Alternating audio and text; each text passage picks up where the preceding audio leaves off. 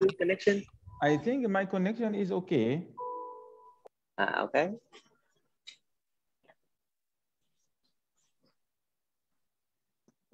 You also gonna stream on Facebook as well?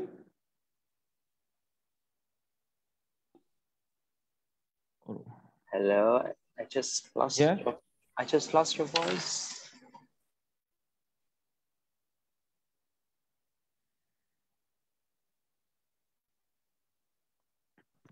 Hello?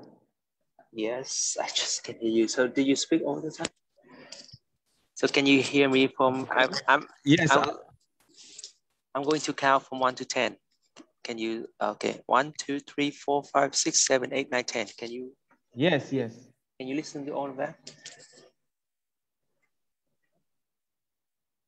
Yes, I can listen you, yes. But I just couldn't hear your voice. Can you count? Can you count 1 to 10, please? 1 to 10. Okay, one moment.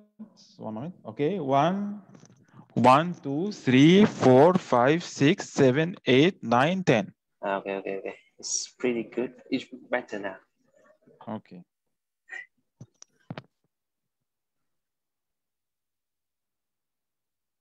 So just can I try just to open the lectures? I just will try to share first, just to try only. Okay. Well, I need to check the connection from my company. I'm afraid that it's not like continuously.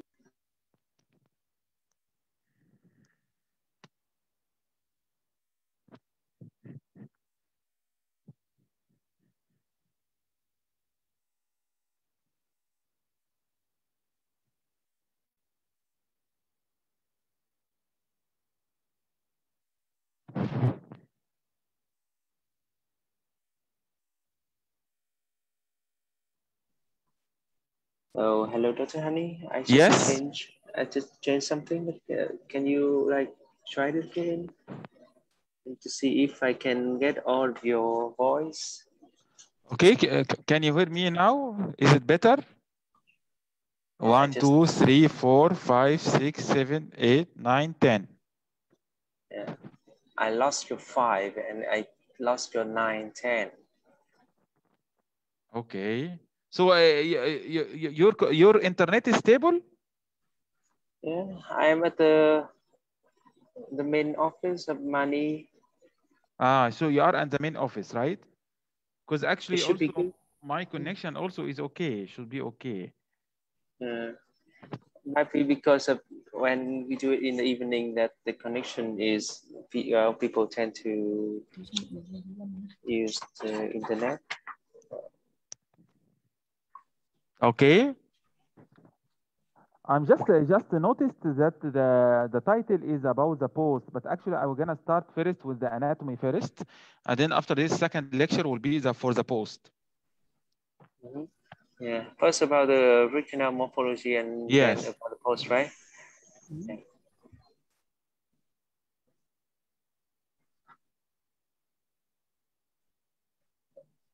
By the way, I cannot share slides because it's written. I cannot share because other participant is sharing. Yeah. Because Ah, yeah, I see. I will okay. ask Mrs. here.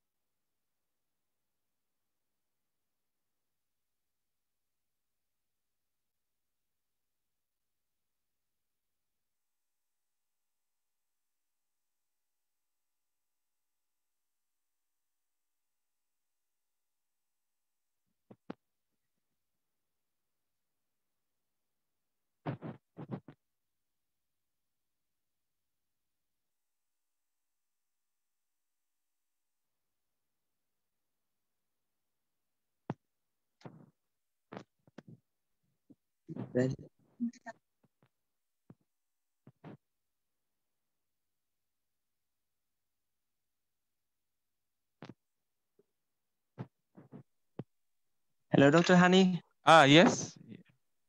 Can you? Yes, I think this one is better. Yes, I can. Yeah, I can hear you now. My 5G. Yeah, this one I can hear you very nice. Can you hear me nicely? Yes, I do, and it is much better than before.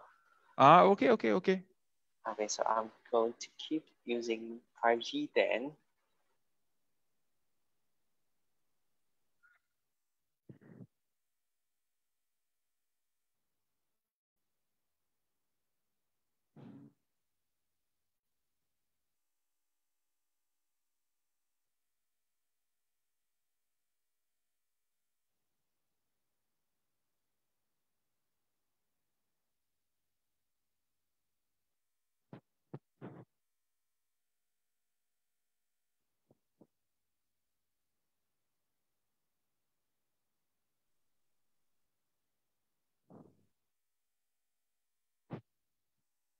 So can you see now the PowerPoint?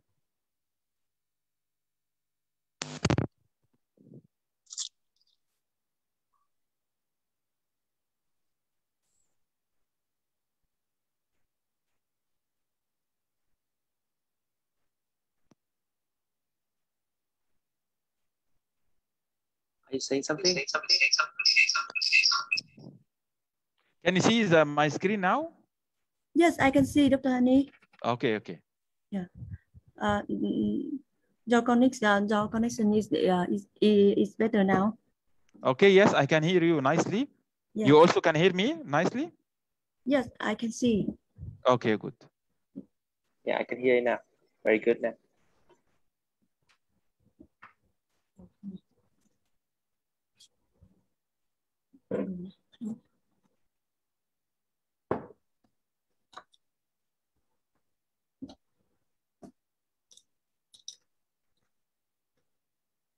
So I will not use the video, right?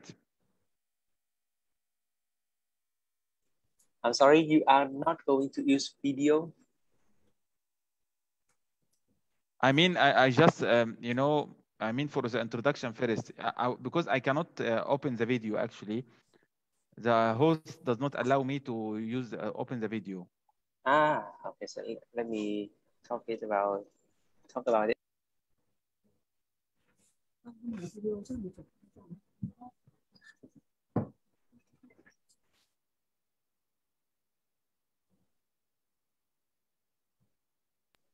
We are working on it right now, and as I can see, you need to be a host to, yeah, you are the host now, so I think you can share the video now. Can you try it? I can see your, yeah, I see you now. Maybe I just will open a video for a while. Maybe I will, once I start the lecture, I'm not sure whether I just can keep or no, it's up to you. But I think I will see if I feel that the video affects the connection, maybe I will close. Yeah. But I think it's better to leave your video on. We all want to see your face. Okay.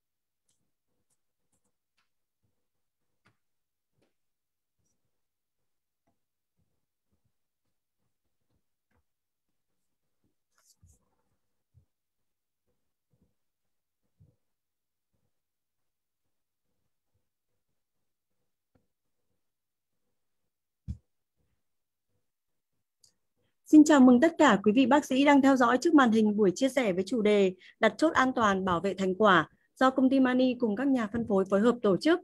Tôi xin trân trọng giới thiệu báo cáo viên quen thuộc KOL của Mani nhiều năm nay, bác sĩ Hany Moham Ali Ahmed đến từ Malaysia. Trong buổi chia sẻ ngày hôm nay, bác sĩ sẽ đưa ra cập nhật mới nhất về giải phẫu hình thái ống tủy, điều bác sĩ cần quan tâm cũng như những gợi ý cắm chốt an toàn, giúp chúng ta tự tin hơn trong giai đoạn phục hình sau điều trị tủy. Cũng như Việt Nam, Thái Lan, Malaysia cũng đang là điểm nóng với số ca nhiễm COVID tăng chóng mặt, giãn cách xã hội, làm việc tại nhà. Qua đây, công ty Mani cũng xin kính chúc các bác sĩ đang ở vùng dịch, đặc biệt là các bác sĩ ở khu vực phía Nam. Chúc các bác sĩ và gia đình thật nhiều sức khỏe và bình an.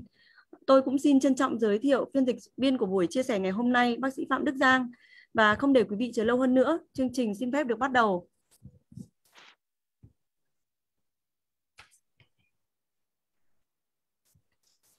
So we just do the introduction and can start anytime. Okay, sure.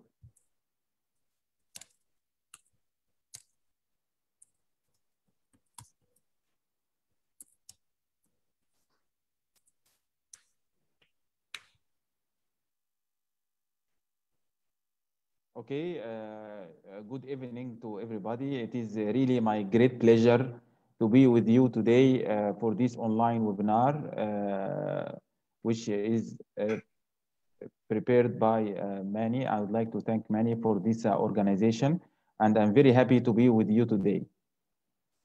Chào buổi tối tất cả các bác sĩ. Tôi rất vinh dự khi được hôm nay được ở đây để trình bày với quý vị về bài chia sẻ ngày hôm nay, và tôi cũng muốn gửi lời cảm ơn đến công ty Mani đã giúp chúng ta có buổi hội thảo hôm nay. Okay, for this webinar, I was gonna share with you some, some knowledge and my experience for two topics for root canal anatomy, what a clinician should know, and the other topic will be about post placement procedures and selection. Hôm nay thì tôi sẽ muốn chia sẻ với các bạn những kinh nghiệm và kiến thức của tôi về hai chủ đề chính. Chủ đề thứ nhất đó là về hình thái giải phẫu của răng và những điều mà bác sĩ cần quan tâm là gì. Tiếp theo, chủ đề thứ hai đó là về việc đặt chốt, cái việc quy trình đặt chốt như nào và lựa chọn chốt như nào cho nó hiệu quả. So basically, I am working in the University of Malaya. It is the top university in Malaysia, and it's ranked 65 for 2021, and it is located in the city of Kuala Lumpur. Giới thiệu về cơ quan của tôi thì tôi hiện đang làm tại Đại học Malaya ở Malaysia, ở thủ đô Malaysia là Kuala Lumpur, và đây là một đại học có thứ hạng rất cao, đứng hạng 65. And it was my pleasure along the previous years to have some workshops in Vietnam, Thailand, Vienna, and others. It was my pleasure. Before COVID situation, I was quite a few times visited Vietnam, and I have done some workshops there with many. Tôi rất vinh dự khi đã được chia sẻ tại một số các cái địa điểm, ví dụ như là tôi đã trình bày cái kiến thức của tôi ở Thái Lan, Việt Nam, ở Viên. Trong đó thì có Việt Nam thì nhưng mà bởi vì dịch bệnh nên hiện tại tôi không thể có mặt trực tiếp được. I'm also the deputy editor-in-chief of the European Endodontic Journal, which is a journal focused on in the field of endodontics, and it is now is indexed in Scopus PubMed, and I think now this is the 5th year of the journal. Tôi cũng đồng thời là biên tập viên tại tạp chí nội nha của châu Âu, và cái này và cộng tác cùng những cơ quan tổ chức lớn như là Scopus, PubMed, và đã được thời gian 5 năm. So just to start about root canal morphology, which will be the presentation of the first topic. Root canal morphology is one of the fundamental aspects that any practitioner who is practicing root canal treatment should have a good understanding of the root canal morphology, which have been studied a long time ago. Đầu tiên cái chủ đề là về hình thái giải phẫu của ống tủy, thì đây là một cái chủ đề, đây là những kiến thức nền tảng mà bất cứ bác sĩ nào cũng cần phải biết nếu mà muốn mình có cái chất lượng điều trị tốt ạ. Many methods have been used, starting from ejection of dyes, and now we are using the 2D radiographic imaging together with the magnification. Có rất nhiều các cái phương pháp để có thể nghiên cứu về các giải phẫu ống tủy, từ việc nhổ răng này, từ việc chụp các cái phim hai chiều, sử dụng kính phóng đại. In addition also to the cone beam computed tomography, which is a 3D modality in which we can see the anatomy in the sagittal, coronal, and axial sections. Bên cạnh đó thì đã có cả cái phim chụp computer CT để có thể quan sát được hình ảnh răng theo 3 chiều và trên các cái mặt phẳng, cắt ngang, đứng dọc. This is in addition also to the recent microcomputed tomography, which provide very detailed anatomical features in every tooth type together with quantitative and qualitative analysis of the anatomy. Về tiếp theo nữa, gần đây thì được có một sự phát triển về việc chụp phim, đó là loại phim chụp gọi là micro CT để mình có thể nhìn được tất cả các chi tiết của giải phẫu của một răng, để dùng tiếp theo sử dụng các cái nghiên cứu về định tính định lượng của các cái hình thái giải phẫu răng. These devices, which is advances in devices, is also applicable in different population groups. That's why in a few decades we have a lot of knowledge, which is mainly based on the current devices, which have been applied on different population groups, and this have led to a massive amount of knowledge related to root and canal morphology. Và khi ứng dụng cái loại phim chụp này vào trong cái thời gian gần đây, trong vài chục năm gần đây, thì chúng tôi đã có thu được một lượng lớn kiến thức khổng lồ về việc và sự khác nhau về hình thái giải phẫu của răng ở những nhóm người khác nhau, những nhóm dân số khác nhau. Okay, so I just will gonna start with about in the important anatomical landmarks in general before I go to anatomy in different in each tooth type. So I'm gonna start first with the root canal configuration. Trước khi đi vào cái giải phẫu chi tiết thì tôi muốn nói qua về các cái điểm mốc giải phẫu quan trọng. Sau đó tôi sẽ nói về các cái hình thái của chân răng, của hình thái chân răng của từng nhóm răng riêng. Okay, as we know that one of the most common classifications for root canal morphology is the Bertuzzi classification, which has 8 types. And these 8 types was further have supplemented with additional types later, and the total number of configurations is 23 configuration types. Như chúng ta đã biết thì là những cái phân loại mà ngày xưa nhất và những phân loại đầu tiên cơ bản nhất, phổ biến nhất là phân loại về có cái 8 loại hình thái giải phẫu chân răng. Thế sau đó thì người ta đã phát triển thêm những cái hình thái khác, và tổng cộng bây giờ hiện tại có 23 loại. Sorry to disrupt, Dr. Fram. There is somebody who is raising hand. Is there any question or anything? Bác đang hỏi về việc là có những người đang giơ tay lên, đúng không ạ? Thế thì có phải mình đang muốn hỏi cái gì không ạ? I'm asking if I'm waiting for the answer. Sorry, again? Well, I think I'm asking already on that and we wait for answer, but I think meanwhile you can start now. You can continue. Okay. So for Bertuzzi classification, this is like type 4, which means 2 separate canals, and type 5 is a configuration which starts with a 1 canal and then dividing into 2. One of the main issues in Bertuzzi classification that in maxillary premolar teeth, it does not recognize the number of roots. So that's why if a tooth is double rooted, have 2 separate canals, and single rooted, have 2 canals, it will be considered as type 4. And also for Bertuzzi type 5, if it is double rooted or single rooted 1 to 2 canals, then it will consider as only one type 5. Như mọi người thấy thấy trên hình đấy thì là có hai nhóm ở đây, là phân loại nhóm 4 và nhóm 5 ấy, thì nó có khác nhau một chút. Nhóm 4 thì nó là có 2 ống tủy và hai chân răng và 2 ống tủy. Còn ở cái nhóm 5 này thì là ở đây thì là có một chân răng và có 2 ống tủy. Thế nhưng mà cái này nếu mà khi mà trên nghiên cứu ấy, thì sẽ có rất nhiều các loại khác mà khó thể phân loại được vào một trong hai nhóm này. In a similar way, also Bertuzzi type 8, which is 3 canals. If these 3 canals is located in one root or double root or 3 roots, all the 3 will be considered as the same type 8. Cũng tương tự như thế, đó một vấn đề nữa, đó là ví dụ như là một cái răng mà nó có đến 3 ống tủy chẳng hạn, như là trên hình này, nhưng mà 3 ống tủy này nó có thể ở chung trong một chân răng, ở trong 2 chân răng, hoặc trong 3 chân răng. Thế nhưng mà ở đây thì nếu mà phân loại như cũ ấy, thì người ta chỉ phân loại được vào một cái nhóm là nhóm 8 này thôi. So that's why this one of the reasons why a new system for classifying the root canal morphology was introduced. Đó, vì vậy nên là các bác trong nhóm nghiên cứu của bác thì đã đưa ra một hệ thống mới để phân loại, giúp cho phân loại các hình thái chân răng. This classification system mainly is a coding system in which that we have 3 components to mention, which is the tooth number and the number of roots superscript on the left and the canal configuration as a superscript on the right. Ở đây thì cái hệ thống này của bác thì đưa ra được, nó có 3 thành phần như mọi người nhìn trên hình.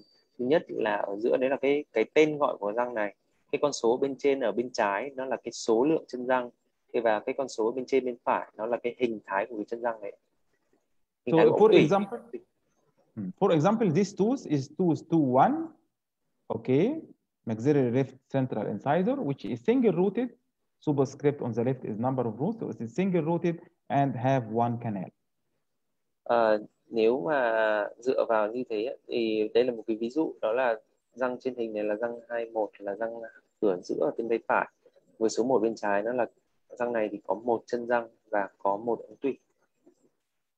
In a similar way, also this tooth, which is a maxillary right first premolar, tooth 14, is double rooted, which is superscript on the left 2 roots, and the B is for buccal, P for palatal, and each root have one canal.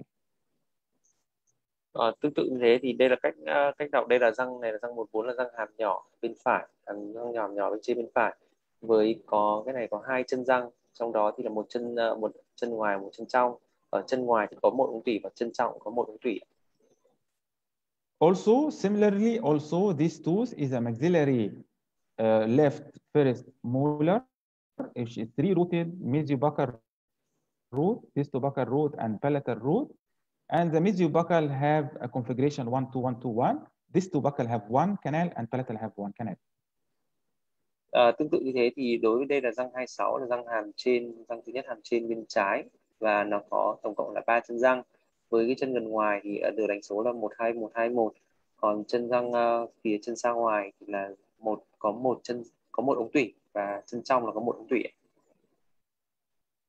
And also there is another type which is having the common canal, in which if the tooth is double rooted, but there is a common canal above these 2 roots, so this will be written as a superscript for the roots. So this tooth is 3-3, double rooted, have buccal and lingual root, each root have one canal, and there is a common canal just coronal to these 2 roots. Và đây là khi mà bạn thấy số 1 xuất hiện ở đặt trước cái phần ống tủy đấy, thì cái này được định nghĩa đó là đây là răng 33 này, nó có 2 chân răng này, và nó có 1 ống tủy trong và 1 ống tủy ngoài. Thì trong đó thì 2 ống tủy này thì có chia nhau, tôi có một đoạn ống tủy chung thì được đánh một cái số 1 tô màu vàng trên này. So this means, as I mentioned in the previous slide for Bertuzzi, which is that these 2 on the left is type 4, and then the other 2 is type 5. For the new system, it will be able to classify these teeth differently, in which the first tooth will be double rooted 1-5, buccal and palatal root, each root have one canal, and then the single rooted will be have 2 canals, and on the other hand, these tooth 2-5 have buccal and palatal roots have a common canal here, and this single rooted will be 1-2. So this means each tooth type will be coded differently. This is compared in contrast with Bertuzzi, which classified these 2 teeth as one type. Thì bạn có thể thấy là với cái cách phân loại như chúng tôi vừa trình bày đấy, thế thì nếu mà quay về cái phần cách phân loại cũ, nhóm 4 và nhóm 5 đấy, thì chúng ta có thể thấy là hiện tại là thì bây giờ là 4 cái răng đấy là đã có thể chia thành 4 cái loại hình thái khác nhau. Thì với cái cách hướng dẫn để đọc và phân loại như là vừa rồi bác có trình bày ạ. So also in the same way for the three canal maxillary premolar, it will be also classified differently, such as if single rooted, it will be coded as 153, and if double will be buccal and palatal root. Buccal have two canals, palatal have one, and if three rooted, it will be mesobuccal, distobuccal, palatal roots, and each root have one canal.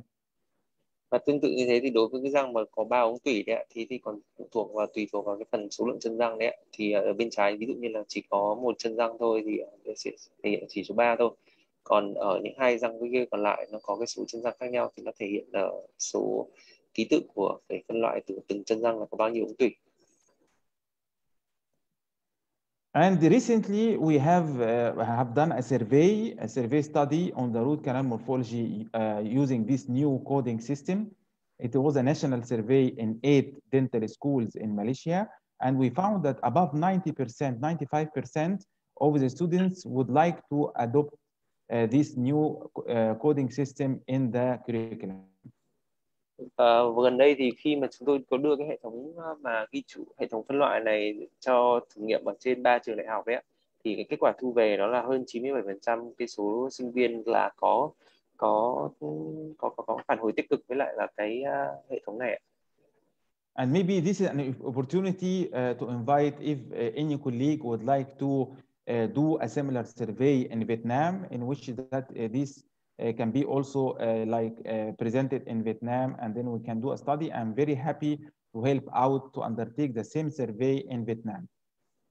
Và bác sẽ sẵn sàng vui lòng để và bác nói rằng là cái như thế thì các bạn bác sĩ có thể hoàn toàn có thể tiến hành một nghiên cứu tương tự này ở Việt Nam và các bác sẽ sẵn sàng giúp đỡ. Okay, so I would like to go to the second part of the root canal anatomy, which is the apical foramen. Một phần tiếp theo tôi sẽ nói đến đó là về các cái lỗ ống tủy, lỗ chóp. The apical foramen, or root apex morphology is composed of the major apical foramen, minor apical foramen, and the root apex. Thì cái phần giải phẫu cuống răng ấy, thì nó gồm có 3 phần cần quan tâm, đó là một là cái lỗ chóp lớn, hai là lỗ chóp nhỏ và ba là cái lỗ cuống răng. The major apical foramen, it is the exit of the root canal onto the external root surface, which is normally located within 3 mm of the root apex. Thì cái lỗ đầu tiên là cái lỗ chóp lớn ấy, thì nó là cái phần mà đổ ra thoát ra của ống tủy ở phía mặt ngoài của bề mặt chân răng, và nó nằm ở vị trí khoảng 3 mm tính từ chóp răng. It is very important to note that the major apical foramen usually does not coincide with the root apex, as shown here in the figure. Và một điều bác sĩ rất cần quan tâm đó là hầu hết các trường hợp ấy, thì là cái lỗ chóp lớn ấy, nó không ở cùng vị trí với lại cái phần lỗ cuống răng như mọi người nhìn thấy ở hình B đấy. As you can see here, this is in the micro CT images. There is one on the left in which the major apical foramen almost coincide with the root apex, and then the one on the right, the major apical foramen is about 2 or 3 mm from the root apex. Thì như bạn thấy trên hình, đây là trên phim micro CT đấy, thì ở hình bên trái thì bạn có thể thấy là cái lỗ chóp lớn ở ngay gần như là đúng ngay cái vị trí của cái lỗ cuống răng, còn ở hình bên phải thì nó cách khoảng 2 đến 3 mm từ cái lỗ cuống răng ạ. The minor apical foramen, it is the apical part of the root canal, which is usually the narrowest diameter, and it is generally 0.5 to 1.5 from the major apical foramen. Tiếp theo nữa là về cái lỗ chóp phụ ạ, lỗ chóp nhỏ. Cái lỗ chóp nhỏ này thì nó là cái hay còn gọi tiếng khác là lỗ chạm chóp ấy, thì là cái này nó là cái vị trí trong lòng ống tủy mà nó có đường kính nhỏ nhất, và nó thường cách cái lỗ chóp lớn này từ khoảng từ 0,5 đến 1,5 mm. And it is considered as a reference point for our termination of the root canal instrumentation and filling. Và cái điểm này thường được dùng để làm cái điểm tham chiếu để trong cái việc mà kết thúc sửa soạn ống tủy ạ. As I mentioned now, the major apical foramen usually does not coincide with the root apex, as seen here in this extracted tooth, in which the file is already extruded outside the foramen. But after we take X-ray, because this foramen is located in the palatal direction or the lingual direction, it is in the X-ray looks like as if it is inside the canal. However, In the real situation, the file is extruded outside the foramen. But because of overlap of the X-ray, it shows that it is inside the canal. Bởi như bạn nhìn thấy đây ạ, thì là cái việc mà như bác nói là cái trên hình ảnh mà cái răng này đã bị nhổ ra rồi, thì khi mình có thể nhìn thấy rất rõ là cái file này nó bị thò ra khỏi phần cuống răng. Thế nhưng mà khi mà trên phim X-quang, trên phim hai chiều này, thì thể hiện rằng là cái răng này nó vẫn nằm, cái file này vẫn đang nằm trong lòng ống tủy. That's why it is very important to use the electronic apex locators during working length determination, because it is because of these radiographic limitations, since it is a 2D and it really cannot show us the buccal and lingual or palatal directions of the foramen. That's why it's very important to use the electronic apex locators in order to give also a clue for the location of the major and minor apical foramen. Tiếp theo, bởi thế nên là vì như lý do như vậy cho nên là cái việc mà sử dụng cái máy định vị chóp thì nó cực kỳ là quan trọng. Như vừa rồi thì nếu mà trên hình phim 2D ấy, có thể là nó sẽ bị mình sẽ không phát hiện ra cái lỗi như bác vừa nói, và cái việc mà sử dụng máy định vị chóp ấy, thì nó sẽ giúp cho hạn chế các vấn đề xảy ra. It is very important also to note that the electronic apex locators does not really replace the radiographic interpretation. We have also to use the X-ray, because sometimes the electronic apex locators can give some errors because of the either resorption defects or presence of accessory canals in the root apex. Nhưng mà cái việc mà sử dụng máy định vị chóp ấy, thì cũng không phải là 100% được, bởi vì là nó vẫn thể gây ra một số cái lỗi trong mà nó cũng sẽ được bù đắp bằng việc sử dụng X-quang. Ví dụ như trong trường hợp mà có các cái tiêu xương, các tổn thương tiêu xương ấy, thì cái việc mà máy định vị chóp sẽ không và thứ hai nó phải có một tỷ phụ nữa thì nó sẽ làm cho cái máy định vị chóp này nó không chính xác được. So I will gonna move on to the third part, which is accessory canals. Tiếp theo thì tôi sẽ trình bày một cái điểm quan trọng, đó là về các ống tủy phụ. Accessory canals are common, especially in the apical third of the root, and it has some important clinical implications. And sometimes when you see a lateral radiolucency related to a given tooth, then we should suspect the presence of an accessory patent accessory canal. Cái việc mà có ống tủy phụ thì nó rất là phổ biến, và thứ hai nó hay xảy ra, nó hay gặp được vào cái phần 1/3 chóp. Và cái việc mà để ý đến ống tủy phụ nó là rất quan trọng, đặc biệt là khi mà bạn nhìn những phim X-quang ấy, nó có một cái thấu quang ở phía bên cạnh chân răng ấy. Apical delta also, this usually we identify these accessory canals after obturation. Sometimes if the presence of apical delta, we can see this apical delta after obturation by the penetration of stellar or the obturation material. And as you can see here in the micro CT image, how the apical delta looks like in this extracted tooth. Và tiếp theo nữa là cái việc mà để ý đến một cái khái niệm giải phẫu nó là gọi là apical delta. Thì hiện tại như từ này thì chưa có cái tiếng Việt ạ. Thì cái này mình có thể quan sát được sau khi mình đã chám bị ống tủy, và như các bạn thấy trên phim X-quang ấy, trên phim micro CT ở trên tay phải ấy, thì mình có thể thấy là những cái phần phân bố chia rẽ nhánh tại phần chóp răng. So accessory canals can be of different types. Accessory canal can be blind, in which it have a canal but does not really have a foramen, or maybe this foramen have been blocked by continuous deposition of reparative or secondary dentine, or the accessory canal can be patent, in which it have a small canal opening with a minor apical foramen. Cái ống tủy phụ này thì nó có hai trường hợp xảy ra. Một là nó có thể gọi là nó bị đóng trong trường hợp ví dụ như là nó bị che khuất, tức là nó bị phủ bên ngoài bởi các cái nhà sửa chữa, hoặc là trong trường hợp này nó có thể thông. Khi mà nó thông thì nó sẽ tạo nên một cái lỗ đổ phụ ở bên cạnh của chân răng. Also, there is another type, which is the loop accessory canal. Loop accessory canal means is a small branching from the main canal and then returning back again to the main canal. It's called loop canal, and it is with the new system of canal morphology. It is coded as 210. 210 means that there is two orifices and then joining into one, but there is no apical foramen. Very complicated. Okay. Tiếp theo là một cái về hình thái, một cái hình thái giải phẫu của ống tủy phụ nữa, đó là nó gọi là vòng lặp ấy, thì nên nó vẫn có một ống tủy chính, nhưng mà nó có hai lỗ thoát ra, thì nhưng mà hai lỗ thoát này thì lại cùng vào một vị trí và nó không có cái lỗ đổ ra, thế nên là nó được ghi trên ký hiệu này là 210 ạ. We have also the chamber canals, and this is accessory canals, which is located in the pulpit chamber. As you can see here, this is a maxillary molar in which have a chamber canal.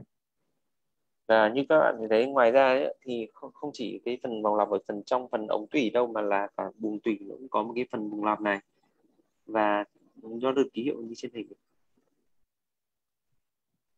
So this is also a new system for classifying the accessory canals, and this classification mainly describe the configuration and the location of accessory canals. Tiếp theo bác vừa trình bày về một cái bài báo nữa về cũng một hệ thống phân loại, và hệ thống này thì tập trung vào phân loại các cái hình thái của cái ống tủy phụ. Nó phân loại vào cái hình dạng và vị trí của cái ống tủy phụ đấy. So for example, this the first tooth on the left is a tooth 2-1 single rooted and have one canal, and A1 means it have one accessory canal in the apical third, and then M1 means it have an accessory canal in the middle third. C1 means that it have an accessory canal in the coronal third. D means that it has a delta, apical delta, and M1D means it has one accessory canal in the middle third and apical delta. Với cái với cái cách phân loại này thì chúng ta có thể đọc như sau. Trên đây là cái hình răng 21, và ở cái hình số 1 ấy, thì là nó có ống tủy phụ, một ống tủy phụ ở 1/3 chóp răng, cho nên được ghi là A1, viết tắt của từ apical. Tiếp theo nữa là ở hình ảnh thứ hai là cái ống tủy phụ này nó nằm ở 1/2 giữa của chân răng, nó được ghi là M1. Tiếp theo hình 3 nữa là một ống tủy phụ này nó là 1/3 trên của thân ống tủy, cho nên được ghi là C1 ạ. Còn ở hình thứ tư là nó là ở 1/3 chóp, nó có dạng kiểu delta, cho nên là được ghi là chữ D. Ở hình cuối này thì là nó vừa là kiểu delta, nó vừa có một ống tủy phụ ở phần 1/2 giữa, nên được ghi là M1 và D. Okay, so we're gonna move on now to the different anatomical considerations of different tooth type. I'm gonna start with the maxillary anteriors. Và bây giờ bác sẽ đi vào cái hình thái giải phẫu của cụ thể là từng loại răng một. Thì đây là răng cửa.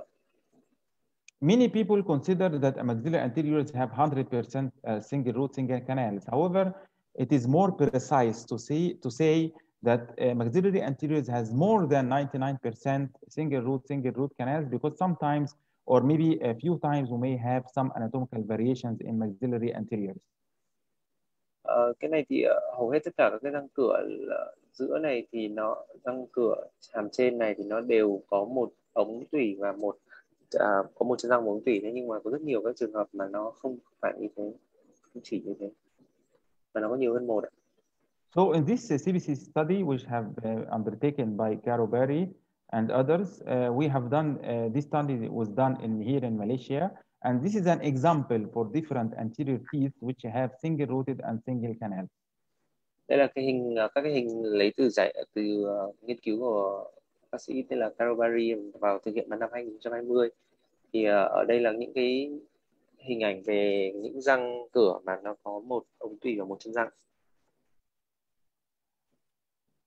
Usually, the maxillary anteriors have single rooted, single canals. However, the apical foramen, as shown in this study, is not usually located in the root apex. Usually, it is either located buccally or mesially, as shown here in this study. Is about 12% of time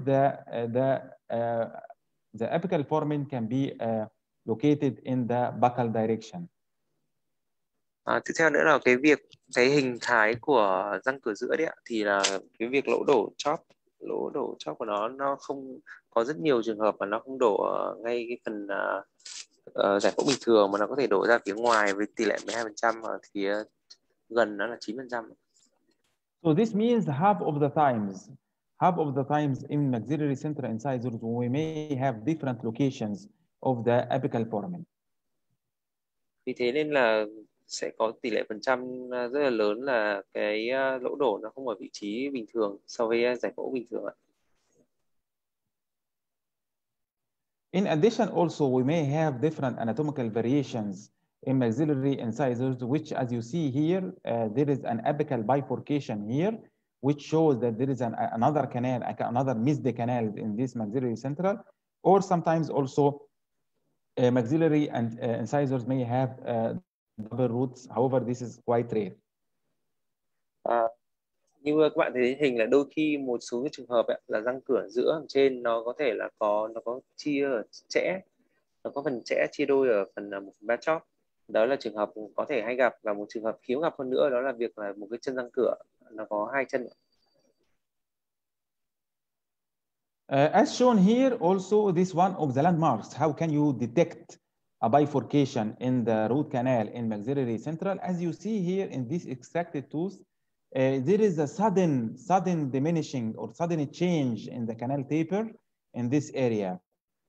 So this is a landmark that if you see a sudden change, that maybe there is a bifurcation. And after I took another shift for the X-ray, the proximal view, it shows that this tooth have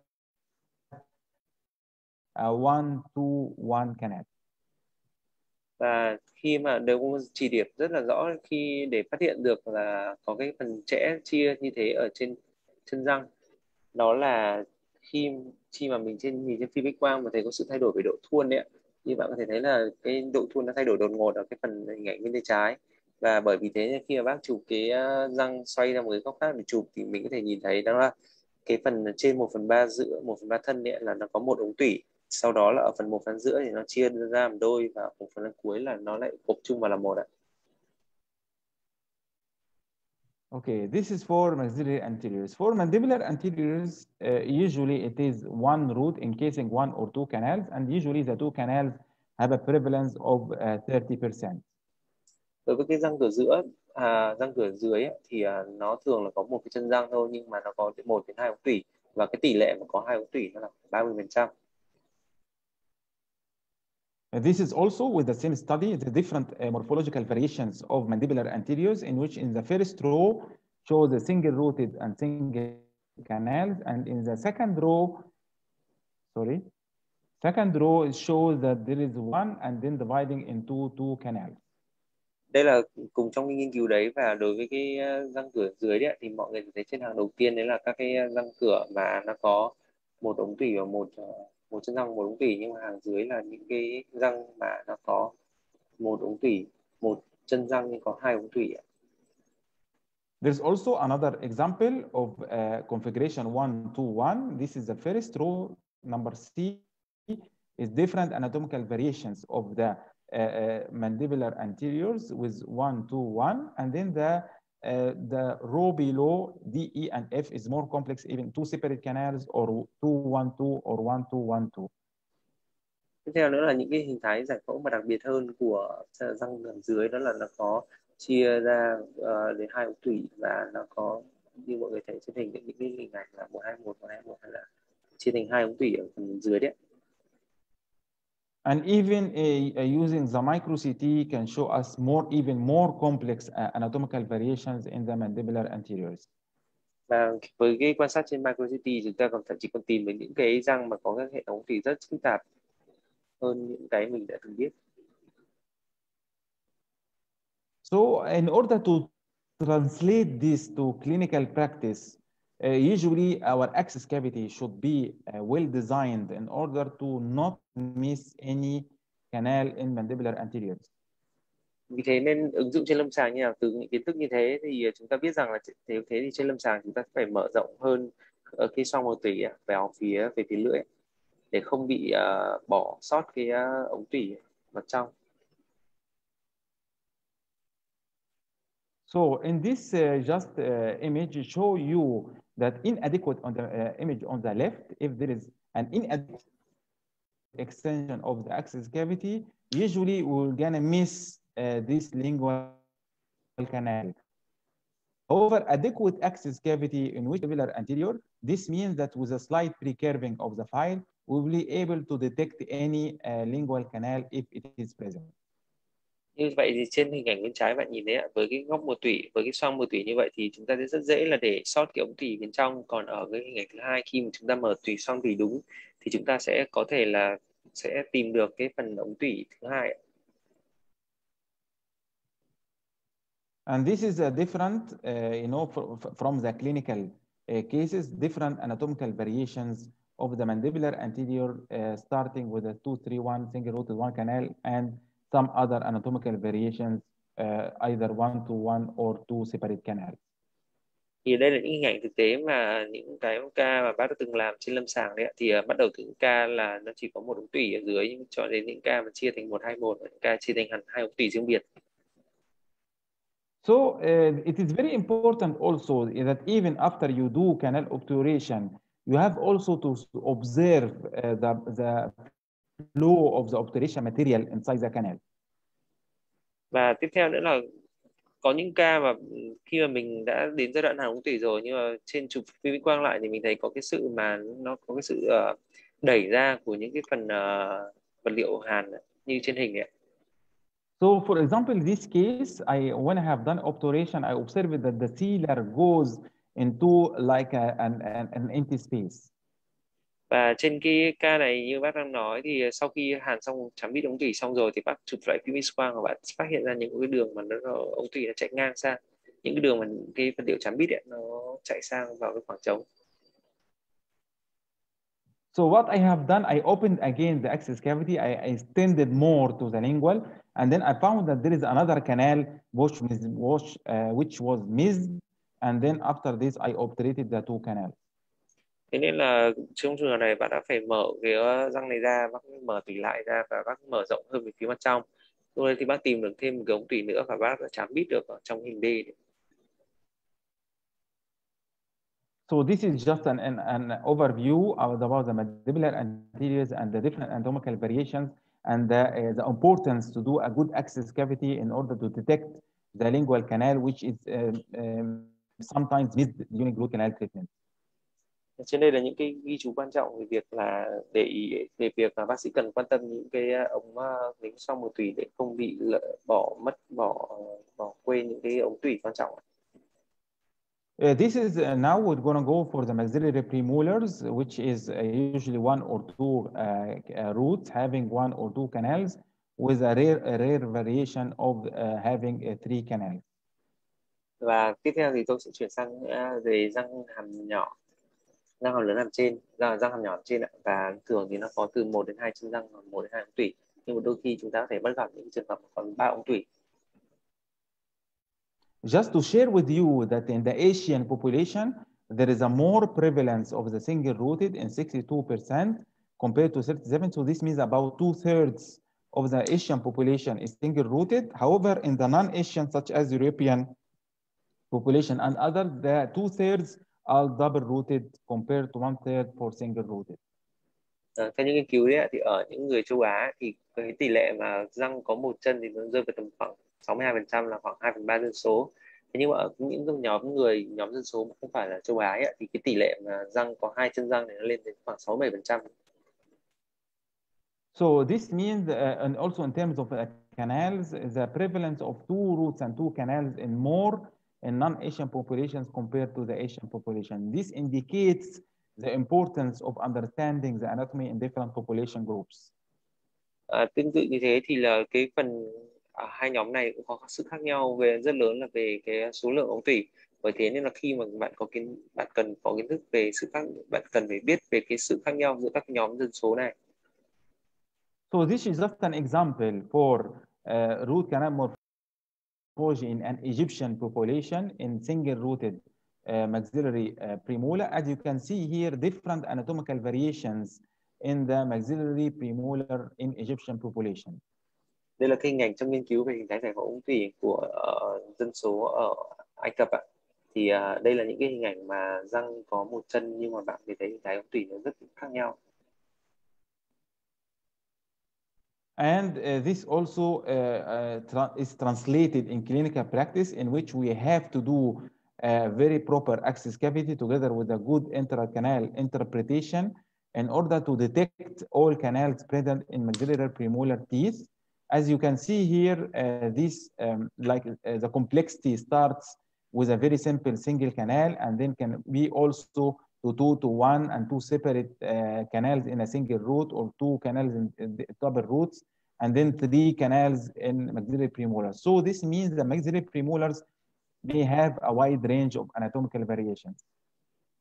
Theo nữa là về sự vừa rồi cái ảnh slide trước là chúng ta đã được xem về trên các cái nghiên cứu trên cái về lý thuyết, nhưng mà trên thực tế các ca lâm sàng đấy, những ca mà đã được thực hiện thì đây là chúng ta thấy bác sắp xếp theo thứ tự là từ đơn giản đến phức tạp.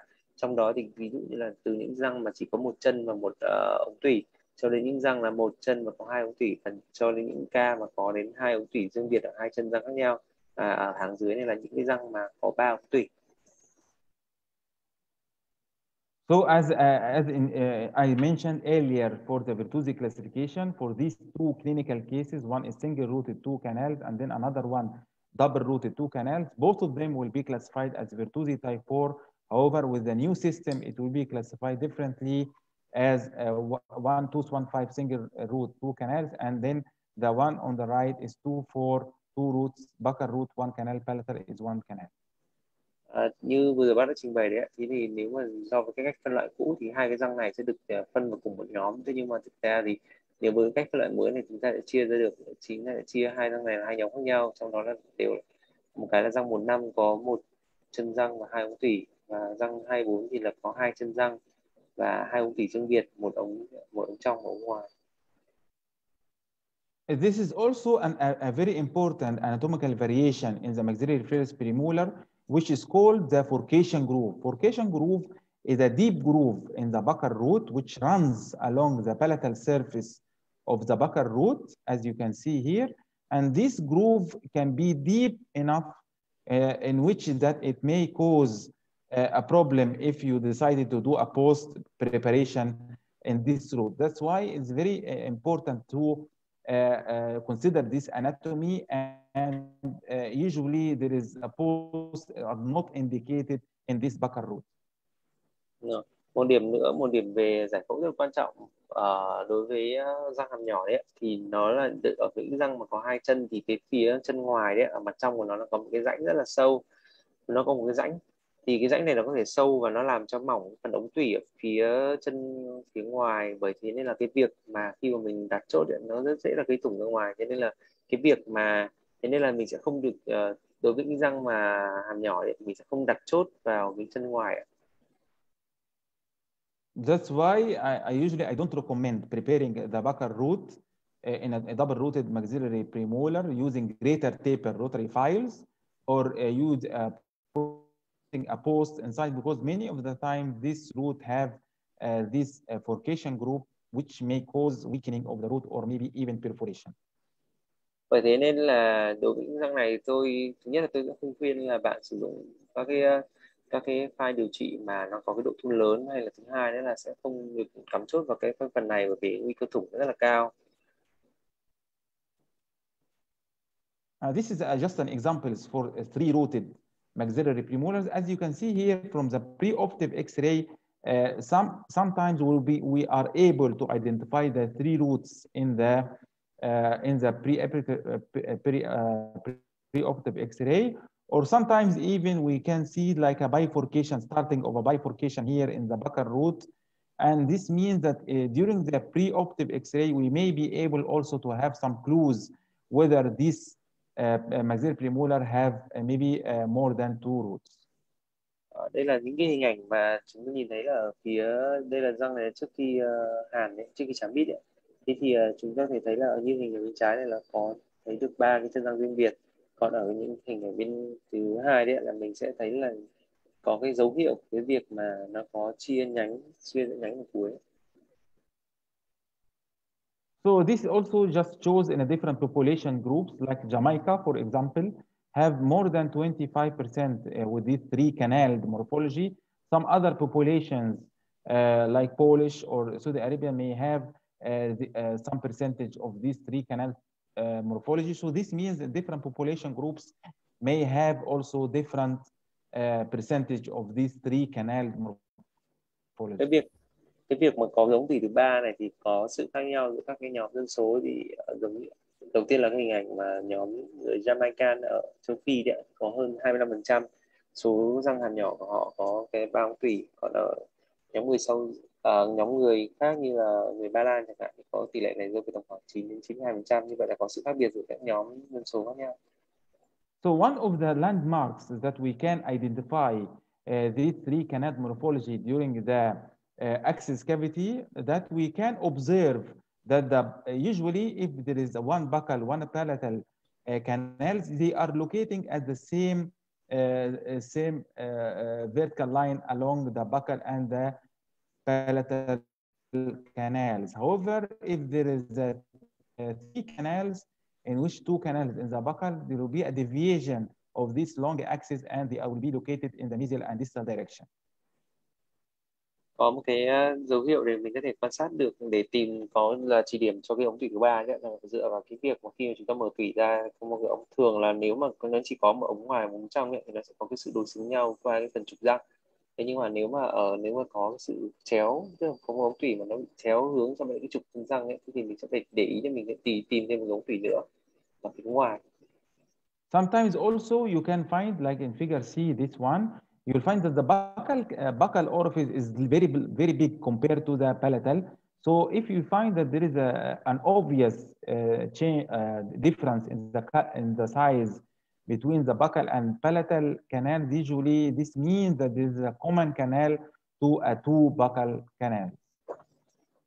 Tiếp theo nữa là khi mà mình có một số trường hợp bạn có thể gặp đó là cái ống tủy bên ngoài nó có cái kích thước rất là lớn, nó có hình bầu dục, hay là nó có kích thước mà nó nhìn nó lớn hơn hẳn so với lại là cái ống tủy bên trong ấy.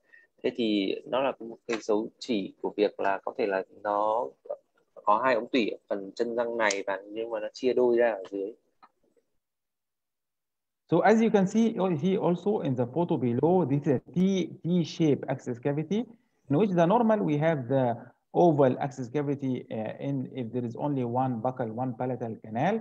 However, if there is two buccal canals, usually the axis cavity will take like a T shape. Tiếp theo nữa là cái như bạn thấy nhìn trên hình ảnh bên trái đấy, đó là cái hình thể giải phẫu xoong một tủy thông thường mà trên răng mà có một ống tủy trong và bên ngoài. Còn là bên phải ở cái hình giữa đấy, thế là cái hình ảnh mà nó có cái sự bởi vì nó có ba ống tủy cho nên là cái hình thái giải phẫu của xoong một tủy nó sẽ khác đôi chút. So this is just an example for during negotiation inside the root canals. I found that there is like two pathways during insertion of the files, and then I realized that there is two canals in the buccal root of this maxillary premolar. Tiếp theo một cái trường hợp thực tế bác làm rồi thì khi ở cái chân răng ngoài bác đưa vào, khi mà đưa file vào có thể cảm thấy có hai cách để đưa cái file này vào, nên là bác nghi ngờ cái việc hai ống tủy, và đây là hình ảnh nói. And then after this, the obturation was done using a worm compaction, because usually such canals are very difficult to do lateral compaction. So I just obturated this canal using a worm compaction, or that the GP can go in the two canals.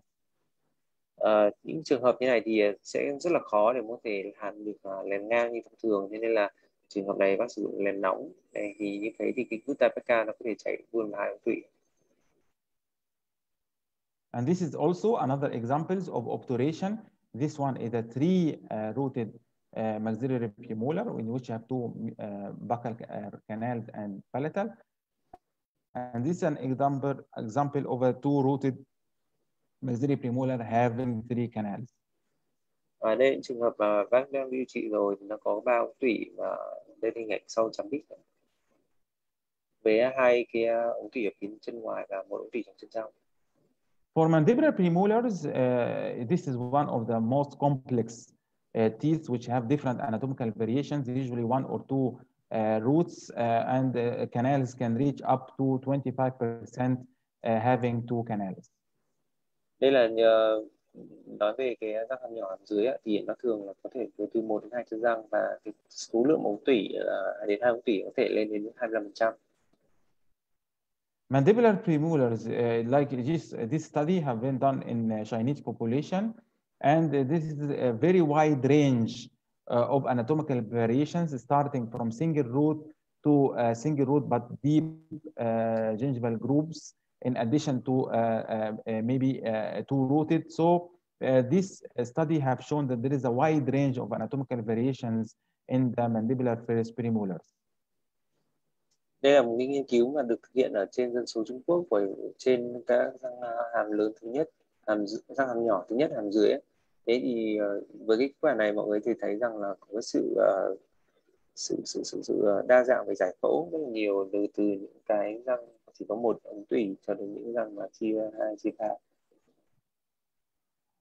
The two canals morphology in the mandibular premolars can be even located in different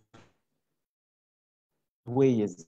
It can be two separate canals from the beginning, or can have a one common canal and then dividing into two, or can be dividing in the apical third. So that's why it is very important during clinical practice to try to identify the canals properly, because the two canals can be bifurcating in the coronal or middle or apical third. Tiếp theo một cái điều bạn cần phải quan tâm đó là việc mà chia đôi của ống tủy nó xảy ra bất cứ phần nào của chân răng, nó có thể là 1/3 trên, 1/3 giữa, 1/3 dưới. Nên cái việc nhớ được điều này rất là quan trọng trong thực hành lâm sàng của chúng ta. This is the have a proximal gingival groove, and this micro CT, this shows how the deep this groove can be, in which, and also there is a complex canal morphology in which have two canals, buccal and lingual canal. Tiếp theo nữa là đối với số răng cửa ở dưới, nó có cái rãnh ở phía bên ngoài của chân răng đấy, thì nó sẽ làm cho cái hình thái của cái ống tủy bên trong nó rất là phức tạp. Mọi người thể thấy nhờ những cái lát ở phía dưới nó có chia thành hai ống tủy, trong và ngoài.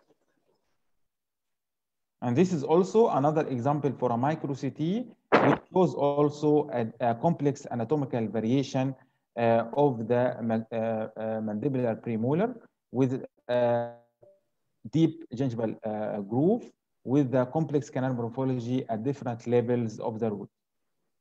Đây là một cái hình ảnh mà trên micro CT đấy, mọi người thể thấy sự rất là phức tạp của cái việc phân chia ống tủy của trên cái răng này, và nó chia những cái vị trí rất là khác nhau trên thân răng, bởi vì có cái rãnh ở phía ngoài đấy.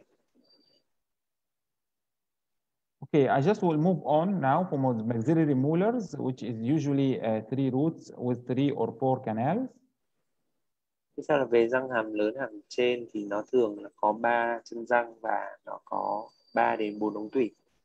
Usually, as we know, that the maxillary molars have 3 roots and 3 canals, mesiobuccal, distobuccal, and palatal, and sometimes we have the MB2, which is located in the mesiobuccal root. Thì chúng ta biết ấy, thì thông thường là răng hàm lớn thì nó sẽ có 3 chân răng và 3 đến 4 ống tủy. Thì ở 3 ống tủy nó nằm ở vị trí là chân trong, chân ngoài và chân xa. Thì ở chân ngoài thì thường sẽ có thể là thêm một ống tủy nữa. Sometimes also we have different types of fusions of these maxillary molars, such as this example of a fusion between the mesiobuccal and distobuccal roots, and then the canals also are fused, forming 2 to 1. Và đôi khi là cái phần ống tủy ở chân gần ngoài ấy, nó có thể là nó nối vào với nhau, nó có sự nối ở phần như mọi người thấy trên hình ấy. This fusion also can occur between other roots, such as this type of fusion in which the mesiobuccal is fused to the palatal and distobuccal is fused to the palatal. Và cái việc mà nó nối từ chân răng này sang chân răng kia, tức là nó không chỉ là nối trong cái chân răng đấy với nhau, mà nó có thể nối từ chân răng kia, như mọi người thể thấy là ví dụ nối từ chân gần ngoài vào chân trong, hoặc từ chân sang ngoài nối vào chân trong, có sự thông giữa các cái chân răng đấy. As we know, mesiobuccal 2 is a challenging canal which is located in the mesiobuccal root, and it may reach up to 80 or 90% for the prevalence. However, many times it's missed because it is a very small or sometimes it's very challenging canal.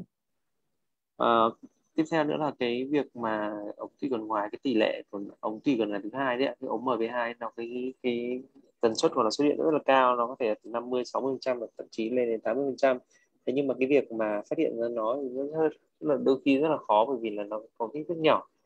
It is very important to, in order not to miss this canal, to use ultrasonic tips and magnification in order ultrasonic tips to make some sort of troughing in the groove between the mesiobuccal and palatal canal in order to search for this canal, because many of the time there is a formation of a dentine shelf over this mesiobuccal tooth. Thế nhưng mà cái việc tìm ra cái ống tủy này rất là quan trọng và không được để sót. Và cái cách mà bạn có thể làm đó là sử dụng có thể là một là dùng siêu âm, các cái đầu siêu âm để dò cái phần lỗ mở của ống tủy nó ở cái trên đường nối giữa lại là chân gần ngoài và chân trong. Tiếp theo nữa là có thể sử dụng các cái kính phóng đại để quan sát, để tìm được cái phần để dò để lấy được phần ngà mà nó che phủ cái ống tủy gần ngoài, ống ngoài thứ hai, ống MB2.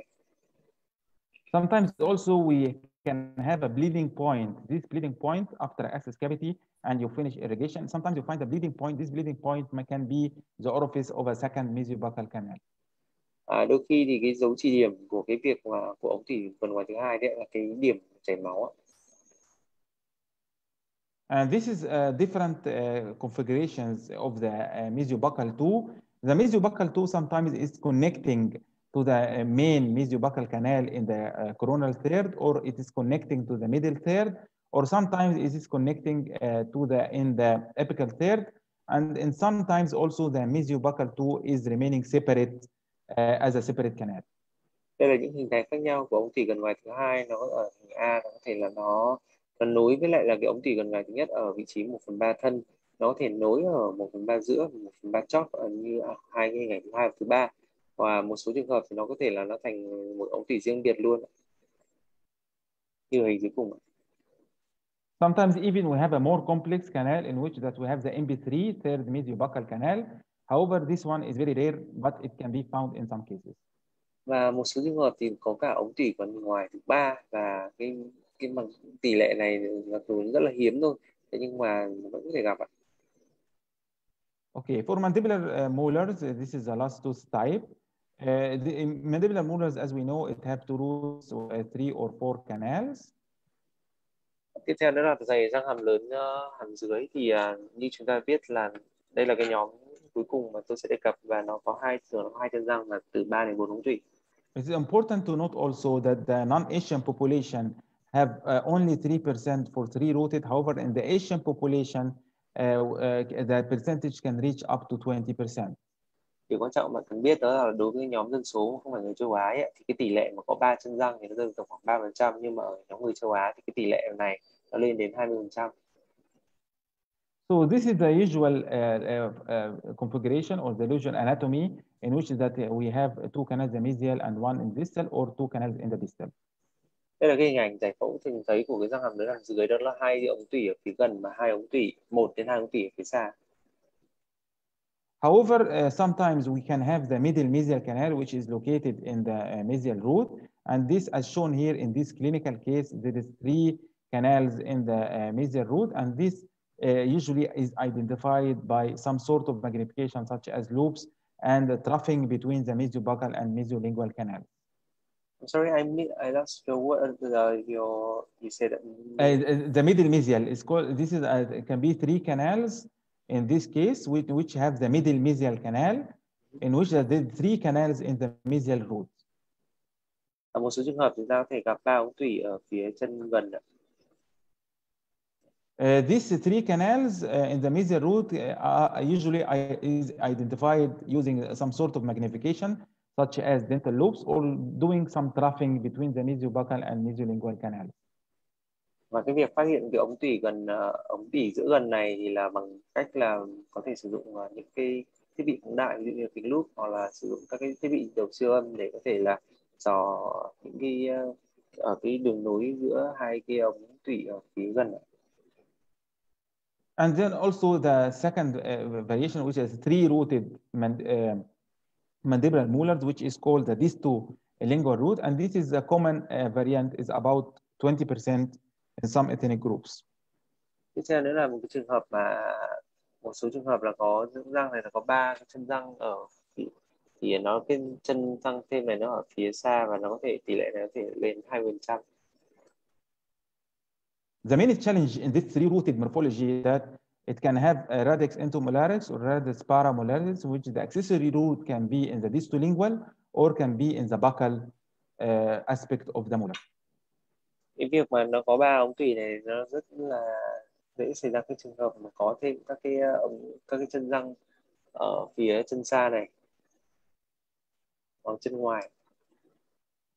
The main challenge in the radix endomolaris is the curvature of the distolingual root, in which have, as you can see here in A, there is a multiple curvature of the distolingual root, which may increase the occurrence of a broken file.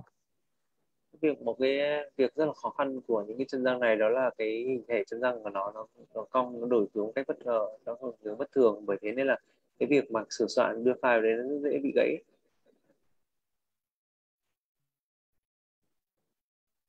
That's why it's very important to take care during preparation of this root. I just now will go for the importance or the important clinical tips that we have to, is better that we have in our clinic, such as having a dental loop. Thế nên là việc quan sát được để điều trị rất là quan trọng, và một trong những điểm quan trọng đấy là bạn có thể sử dụng cái loop để phóng đại các cái or dental or the operating microscope, which is better. But however, if you don't have the facility to have the microscope, so at least any sort of magnification through the loops will be sufficient. Nếu mà bạn tốt hơn nữa thì bạn có thể sử dụng kính hiển vi động nha, nhưng mà bởi vì là cái này là cũng không phải ở đâu cũng có được, cho nên là nếu mà được, nếu thực ra chỉ cần là nếu kính đúp thì đã là rất tốt rồi.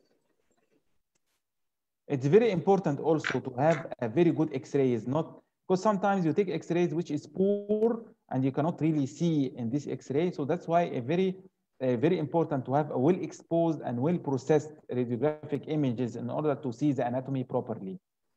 Tiếp theo là việc có được cái phim chụp X-quang đúng nó rất là quan trọng, vì nếu mà không đúng thì nó sẽ ảnh hưởng đến cái phần chất lượng và cái ảnh hưởng cái việc mà đọc kết quả của mình.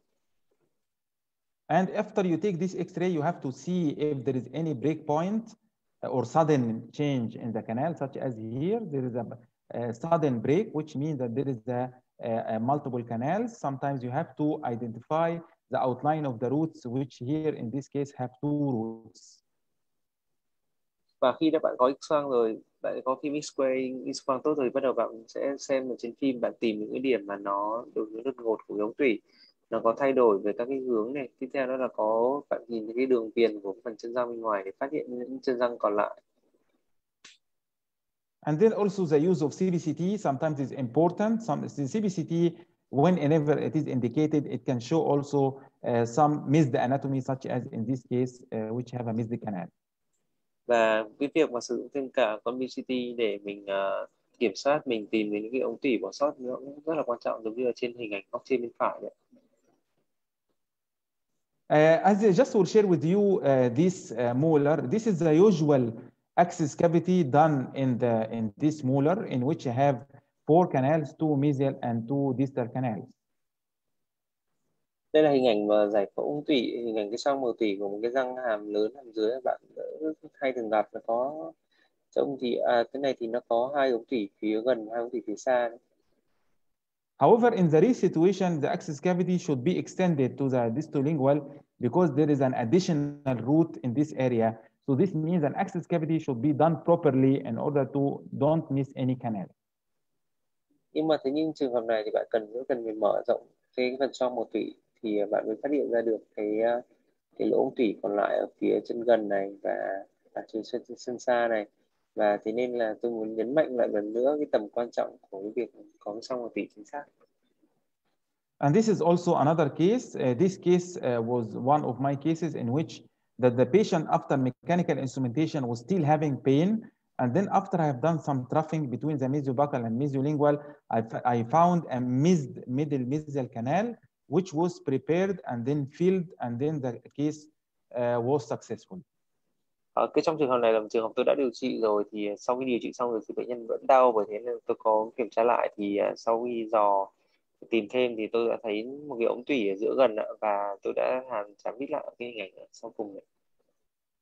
Okay, I just gonna go quickly about how to negotiate a canal. This was just an introduction for a few instruments which we can go for negotiation. Tiếp theo tôi cũng muốn nói về cái việc mà để tiếp cận các cái ống tủy và bằng các cái dụng cụ phù hợp. Negotiation is very important in order to have a good root canal preparation without errors. And one of the files which I really like for negotiation is the definders. Cái việc tiếp cận ống tủy này thì nó rất là quan trọng trong việc là mình có thể điều trị được tốt với răng này, và một cái dụng cụ mà tôi rất hay dùng đó là definder. Definder is called definders because it has a D cross section, and then this file has the two properties, which is a rigid because of the metal core, and it is also a flexible file with a non-cutting tip. Cái lý do mà được gọi là definder ấy, bởi vì là trên tiết diện các ngang của nó có hình chữ D, và thứ hai là có nó vừa có độ uốn dẻo, nó vừa có độ cứng chắc, tức là nó có độ cứng chắc, và nó không cắt, nó không, cái đầu của nó không có tác dụng cắt. And it is available in different sizes, 8, 10, 12, and 15. Và nó có rất nhiều các kích thước khác nhau từ 8 đến 15. I prefer these files because usually we always deal with narrow or calcified canals, and given that it has a non-cutting tip, it has the property to negotiate into the canal without the formation of ledges. Và bởi vì là tôi thường rất là hay gặp những cái ống tủy mà nó hẹp, bởi thế nên là khi mà sử dụng các cái đầu mà không có tác dụng cắt ấy, thì nó sẽ có thể tìm được cái ống tủy, và thứ hai là sẽ không gây nên khớp.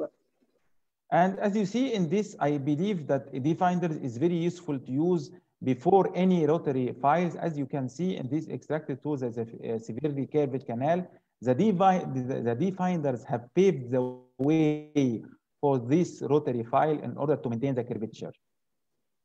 Và trên cái hình ảnh này thì tôi muốn nhấn mạnh cái tầm quan trọng của việc sử dụng cái definder, bởi vì là trong trường hợp này tôi đã dùng definder để đi trước hết cái phần chiều dài làm việc, và từ đấy nó tạo nên cái đường trượt để sau đó là cho cái file châm máy mới có thể đi được vào và nó giữ được cái hình dáng của ống tủy. Also, one of the files that I just tried recently is the Jizai files, and this file is a NiTi file, which is the NiTi is done in the rhomboidal, the R phase. Gần đây thì tôi có sử dụng một cái loại file mới, hệ thống file mới, đó là tên là Jizai, và nó là các cái vật liệu bằng NiTi, và nó ở cái trạng thái R phase, cái file R. These files have different tapers and different sizes. That is 0.04 taper 25, or 25 taper 06, or 35 04, and then it also has the size 40 as well. Size for key? Sorry, size of key? The size 25, either taper 0.04, 0.06, or size 35, 0.04 taper. Cái hệ thống file này có rất nhiều các cái độ thuôn và các cái chiều dài khác nhau. Nó có thể độ thuôn từ 4%, 6%, độ chiều dài là 25 mm, và có kích thước ở đầu tip thì có thể là từ 0,25 đến 0,35. This file has a cross section of a modified rectangle with radial lens, and as you can see here in the photo below, this is a radial lens in order to maintain the stability of the file inside the canal. Cái file này thì nó có một cái chiếc diện cắt ngang, nó là cái hình chữ nhật chuyển đổi, biến thể của hình chữ nhật, và nó có các cái phần diện cắt, các cái phần rãnh cắt, và nó có tác dụng là để nó ổn định được cái thân file, cái phần mũi tên ở trên hình vậy. And this study, which has compared different file system by Burkland, he have found that the Jizai instruments have an excellent shaping ability, and it have less canal strengthening than other instruments. Cái nghiên cứu này được thực hiện thì đã đưa ra cái kết quả, đó là hệ thống Jizai này nó có cái chất lượng tạo hình rất tốt, và nó hạn chế cái việc mà dựng thẳng ống tủy hơn so với các cái hãng thiết bị khác. For these Jizai files, I usually prefer to use the definders and glide finders before the use of these files. Trước khi bắt đầu sử dụng cái Jizai file ấy, thì tôi thường xuyên là tôi sử dụng những tôi sử dụng divider và glide finder trước để tạo cái đường vào. The glide finders files are available in different sizes, 8, 10, 12, and 15. And the difference between definders and glide finders that the glide finders have a different taper in which the tip size the taper is 3% till 3.5 mm, and from 3.5 mm till the shaft has a taper of 2%. Cái hệ thống glide finder ấy thì nó cũng có nhiều các kích thước khác nhau và độ thuộc khác nhau, thì trong đó cái điểm khác nhau chính đó lại là cái glide finder và divider. Đó là cái phần glide finder này trên file nó có cái độ thuôn thay đổi, cụ thể là từ phần đầu tip đến khoảng cách 3,5 mm từ cái đầu tip ra thì nó có độ thuôn 3%, và tiếp theo nữa là từ cái đoạn 3,5 mm đến phần thân răng, cái phần thân cái file đấy là độ thuôn 2%. And also the cross section is different. So the first 3.5 mm is a square cross section, and from 3.5 to the shaft is rectangle. This greater taper in the apical part means that will give a strength to the file, and reducing the taper after this will give the flexibility. Và tiếp theo nữa, một điểm khác biệt đó là cái phần tiết diện cắt ngang, thì ở cái phần đầu tip của nó là cái tiết diện hình vuông, và cái phần còn lại thì có tiết diện hình chữ nhật. Cái mục đích của việc là khác nhau như này là đối với cái phần đầu tip mà nó có độ thuôn lớn ấy, thì nó sẽ tạo nên sức mạnh, tạo nên cái sức khỏe để cho cái file đấy. Còn cái việc mà ở cái phần cuối, cái phần còn lại mà nó có cái độ thuôn nhỏ hơn thì nó sẽ tạo nên cái sự linh hoạt cho cái file. So just an example in this resin block, this a curved canal in which that I use the first definders and glide finders in order to put inside the canal before I use the GZI file. Đây là cái hình ảnh mà tôi thực hiện trên ống nhựa, là cái file này mà tôi đưa vào để chuẩn bị sẵn cho tạo đường trượt để cho file GZI. And then after this, I use the GZI files, and as you can see, the GZI file were able to maintain the curvature in the resin block. Sau đó thì tôi đưa cái file GZI vào, bạn thấy như trên hình là file GZI này nó giữ nguyên được cái hình dáng ban đầu của cái ống nhựa này, ống tủy nhựa này. I usually prefer the manufacturer recommendation is about 300 to 500. I usually use 400 RPM with a torque of 3. Đây tôi thường thì theo hướng dẫn nhà sản xuất ấy, thì là cái tốc độ chạy có thể từ 300 đến 500, nhưng mà tôi thường là cái tốc độ mà tôi chọn là 400 với cái độ tòng là 3.0. This file is the size 25 taper 0.04. Cái file này thì có cái chiều dài là 25 mm và độ thuôn là 4%. This file I use this file 25 0.06, which that the taper is greater taper, and as you can see here, the debris is able to go into the interfluence area, the clearing area, in which that the debris can go inside this area, and then it will prevent clogging of debris inside the canal. And as you can see below, this greater taper file was able also to maintain the curvature of the canal. Sau đấy thì tôi sử dụng các cái file design mà nó có cái chiều dài kích thước vẫn là 25 nhưng mà độ thuôn là 6%, thì bạn thấy là cái phần mà lượng mà cái phần ống tủy mà nó cái phần mà nó cắt ra được từ phần ống tủy nhựa đấy thì nó nhiều hơn, và thứ hai nó nằm trọn trong cái phần dãy cắt của nó và được lấy ra cái hướng theo từ trong ra ngoài. Và một điểm quan trọng là bạn thấy càng cái hình thái thì dạng ống tủy nó vẫn được giữ nguyên như ban đầu. I think this is just, I cannot show more because the time is very limited. I think this is the end of my slides. However, maybe later, maybe in a coming webinar or workshop, I can discuss in details because I have some other evidence about the GZI files and how to use in different canal curvatures and severely curved canals. I think this one can be maybe presented later in a coming webinar. Bởi vì thời gian có cho phần bài trình bày này là có hạn, cho nên tôi đã phải kết thúc sớm hơn, nhưng mà tôi rất muốn nói thêm về các cái phần của file design này trong các cái buổi tiếp theo của mình.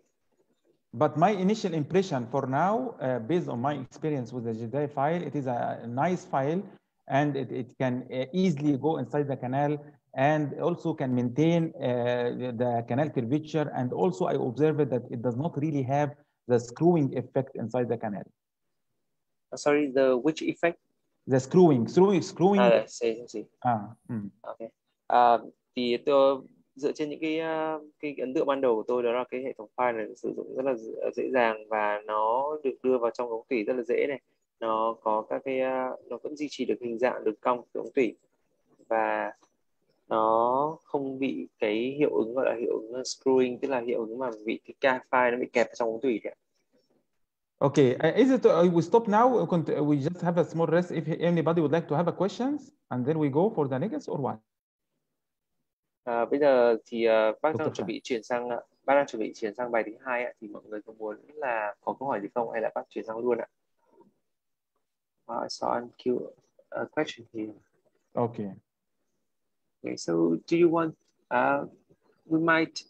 Okay, so how about we have one quick answer and then we go to the next presentation? Is that okay? Yes, can.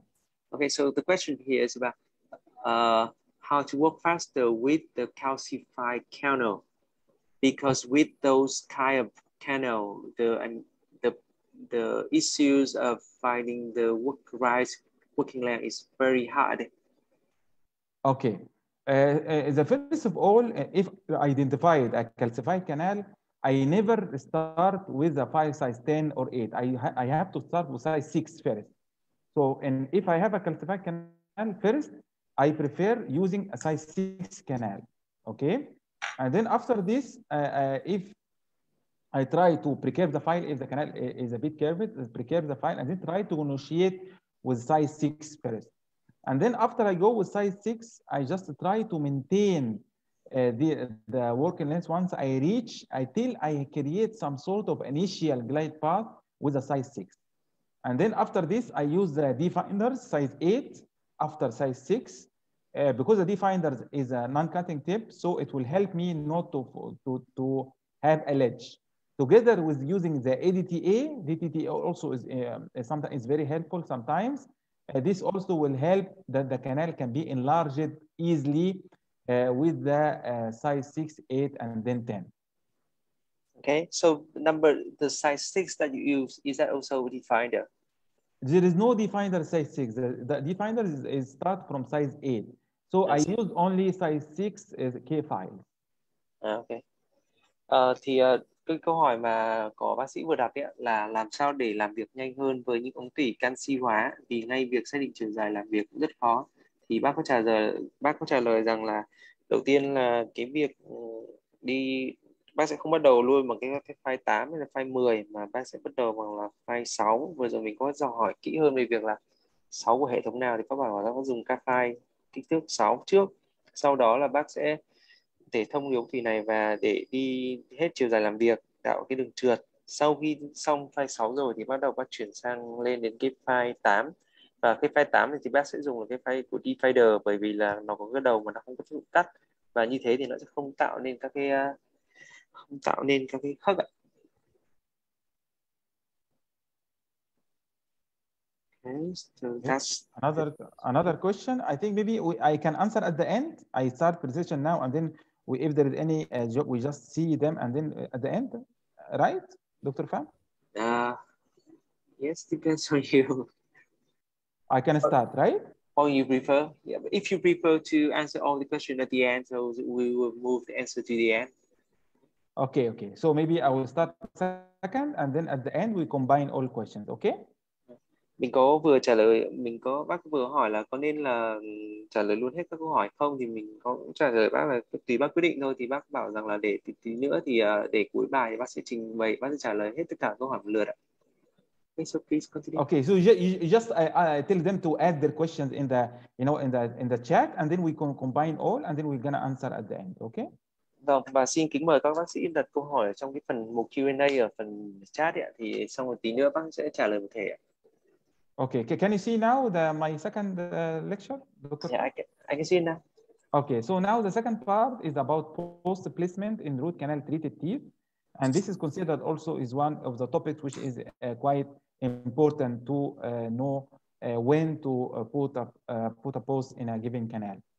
So in general, if any root canal treated tooth, usually the tooth is have some changes, physical changes and loss of tooth structure, and together with discoloration.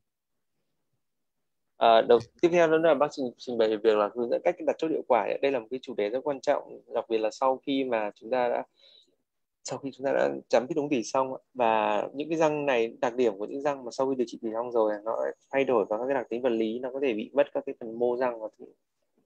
So changes in the tooth structure, usually it's change in the composition, dentin structure, it changes in the fracture resistance.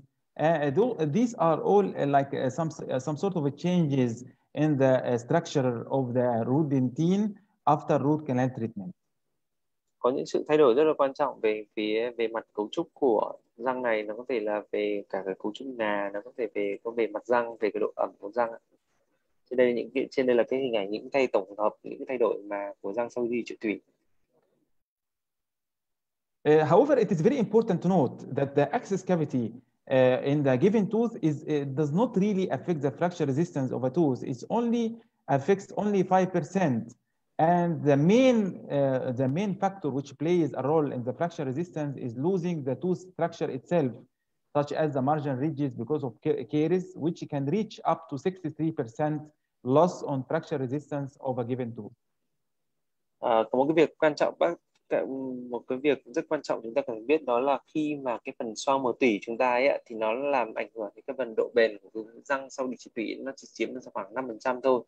Thế cái mà nó ảnh hưởng nhiều nhất đến cái việc mà răng sau điều trị tủy ấy, và nó ảnh hưởng đến cấu trúc của răng, độ bền, độ kháng của thân răng đấy, nó là cái phần khi mà răng nó bị mất cả cái thành bên, và cụ thể như là khi mà mất như này, nó có thể làm giảm độ bền xuống, nó có ảnh hưởng chiếm đến khoảng 63%. So it is very important to know why a post is needed. The post is needed to stabilize and retain the core and the coronal restoration, and also to protect the apical seal from bacterial contamination. Tiếp theo nữa là thế thì tại sao cái vai trò của việc đặt chốt là gì? Nó làm giúp cho cái việc mà cái cùi hay là cái phục hình của thân răng sau đấy nó được ổn định. Và tiếp theo nữa là nó tạo nên cái hàng rào để ngăn cản các vi khuẩn nó có thể tiếp cận cái phần vùng chóp của chân răng. It's very important to note that the post does not really provide a strengthening of a tooth because there is no really a perfect adhesion between the post and the root canal wall. That's why it does not really strengthen. However, with the introduction of the fiber post and together with some sort of resin cement, maybe this can be partially achieved with regard to the strengthening of a given tooth.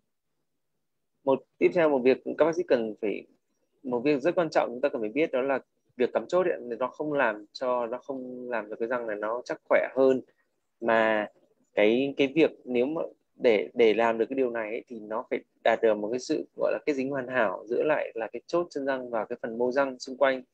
Thế nhưng mà cái việc này nó sẽ cực kỳ khó để có thể đạt được, và gần đây với cái sự tiến bộ của cái công nghệ của vật liệu thì cái việc mà cái xi măng với lại cái chốt ấy, thì nó đã tốt hơn rồi, nhưng mà nó chỉ đạt được một phần này thôi, và nó không thể nào mà làm được cái răng nó làm khỏe hơn và cứng hơn nữa, chắc hơn nữa.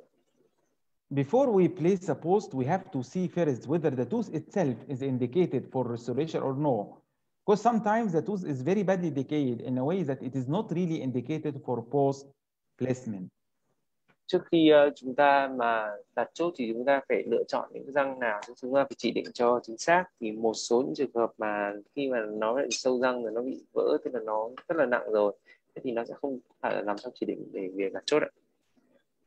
A post also is not indicated if there is a tooth scheduled for RCT in a class 1 or there is a very minimal loss of the tooth structure. This also is not indicated for any post placement.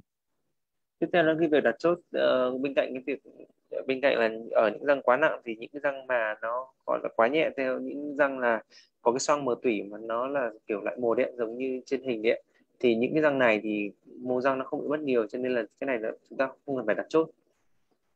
So here I just will give you some examples for example class 3 cavities in which usually class 3 is minimal loss of the tooth structure, and in these cases and together with the class 4 it does not require any post placement.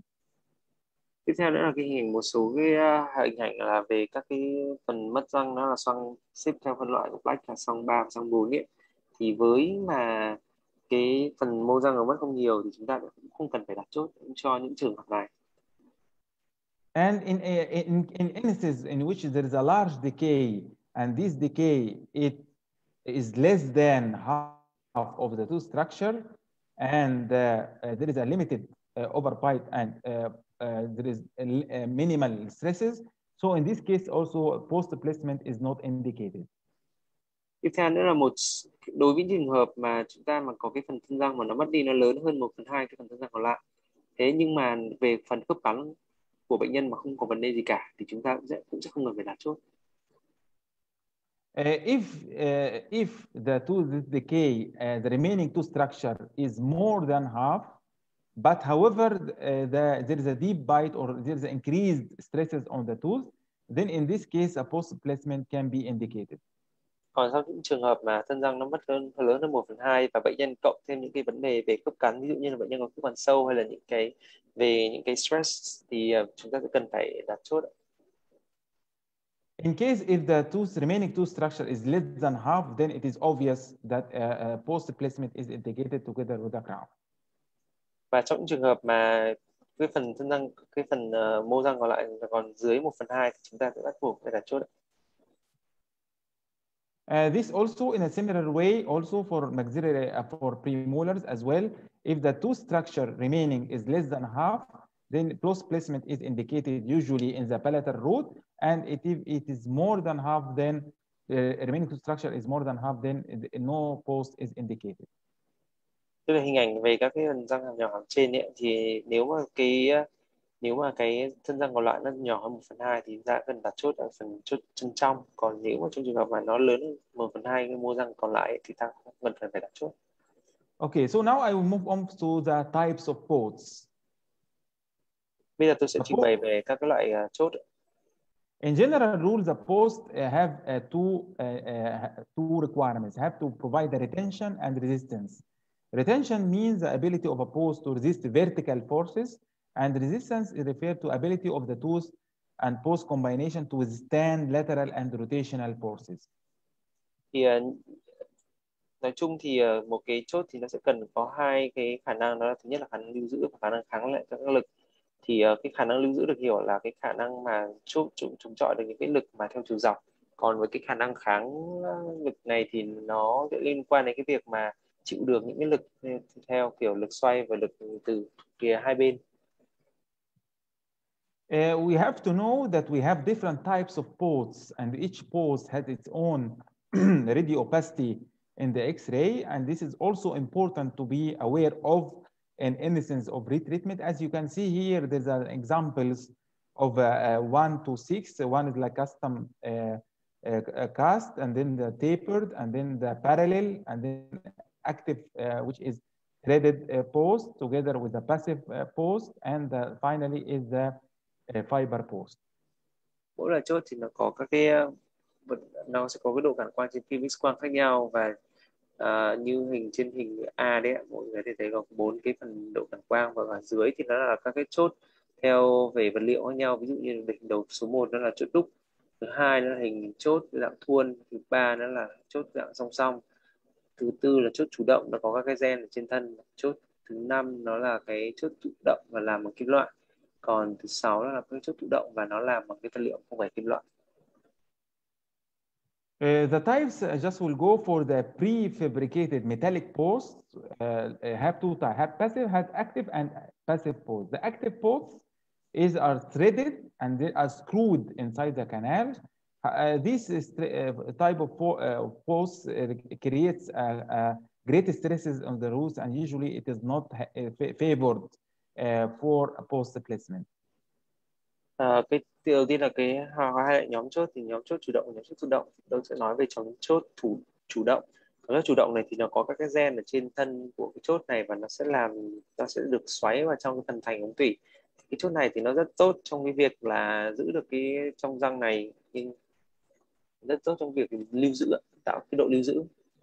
The passive posts can be either tapered or parallel, and this type of posts, the parallel posts provide more retention because it is a parallel sided, but however it requires more removal of dentin.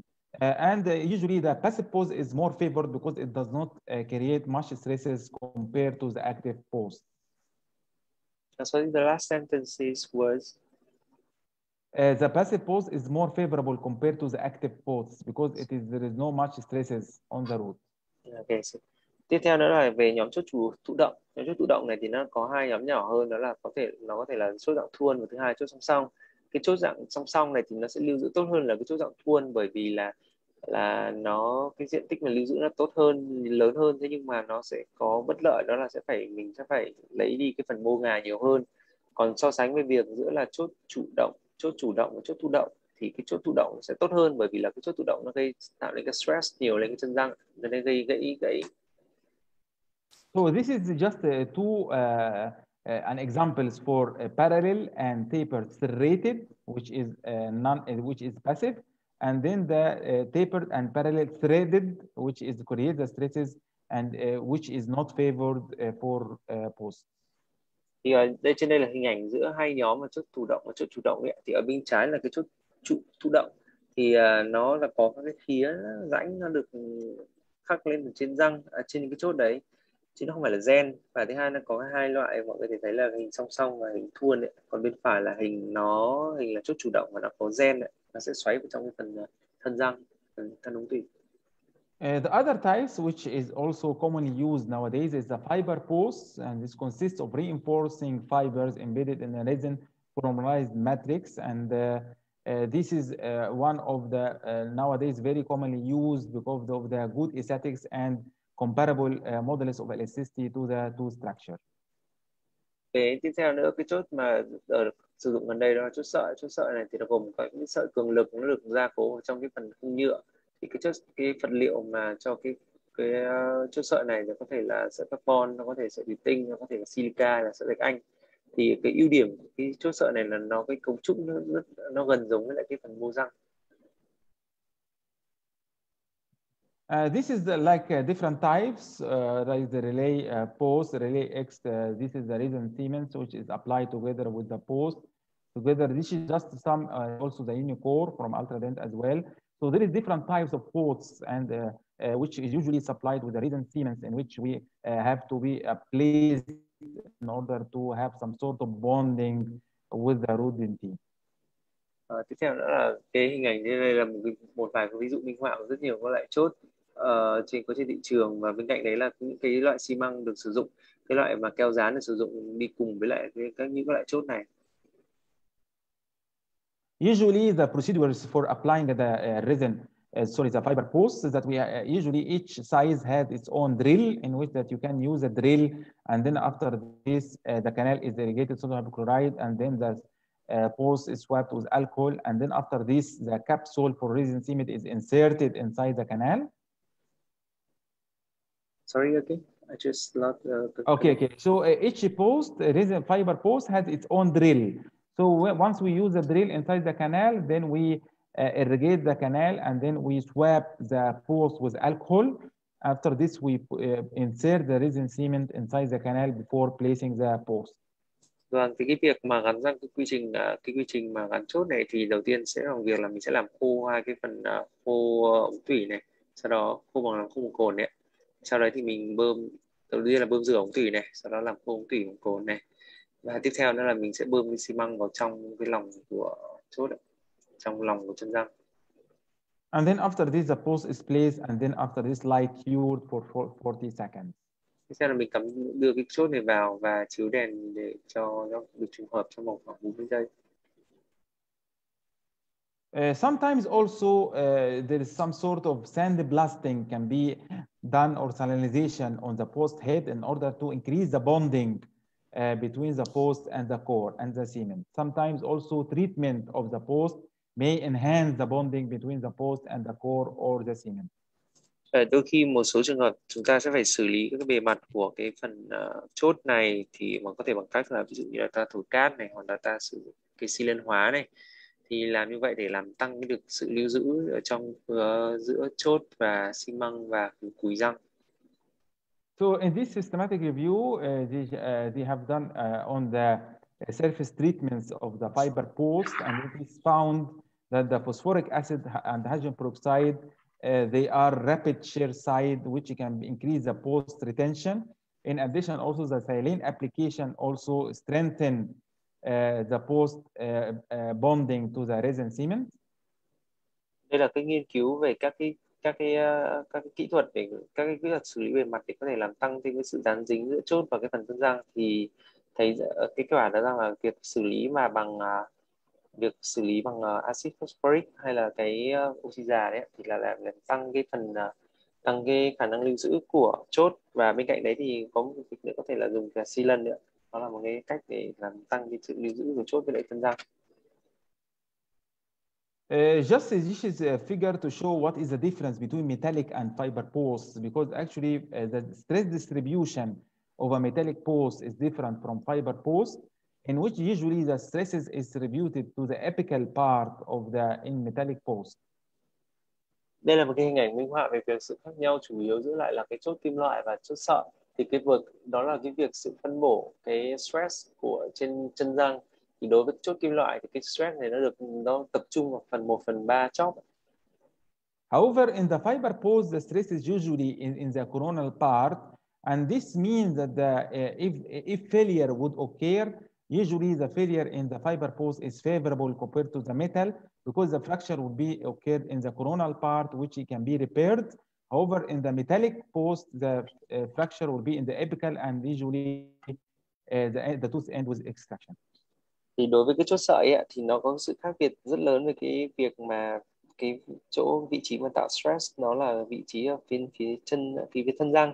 Thế thì trong trường hợp mà nếu mà cái phục hình của mình thất bại, thì nếu mà đối với răng chốt sợi thì nó có thể nó bị hỏng cái phần trên 1/3 thân, và ta vẫn có thể sửa được cái phần này. Thế nhưng mà đối với cái chốt kim loại thì cái thất bại nó sẽ ra một vạt chóp và gây nên cái gãy chóp, và có thể là cái răng này phải nhổ đi. Okay, so guidelines for post placement just for metal and fiber post. For metal post, usually we should have 2/3 of the length of the canal. However, for the fiber post is 1/3 to 1/2 of the length of the canal is sufficient, because there is some sort of bonding with the resin cement. That's why the length can be slightly less.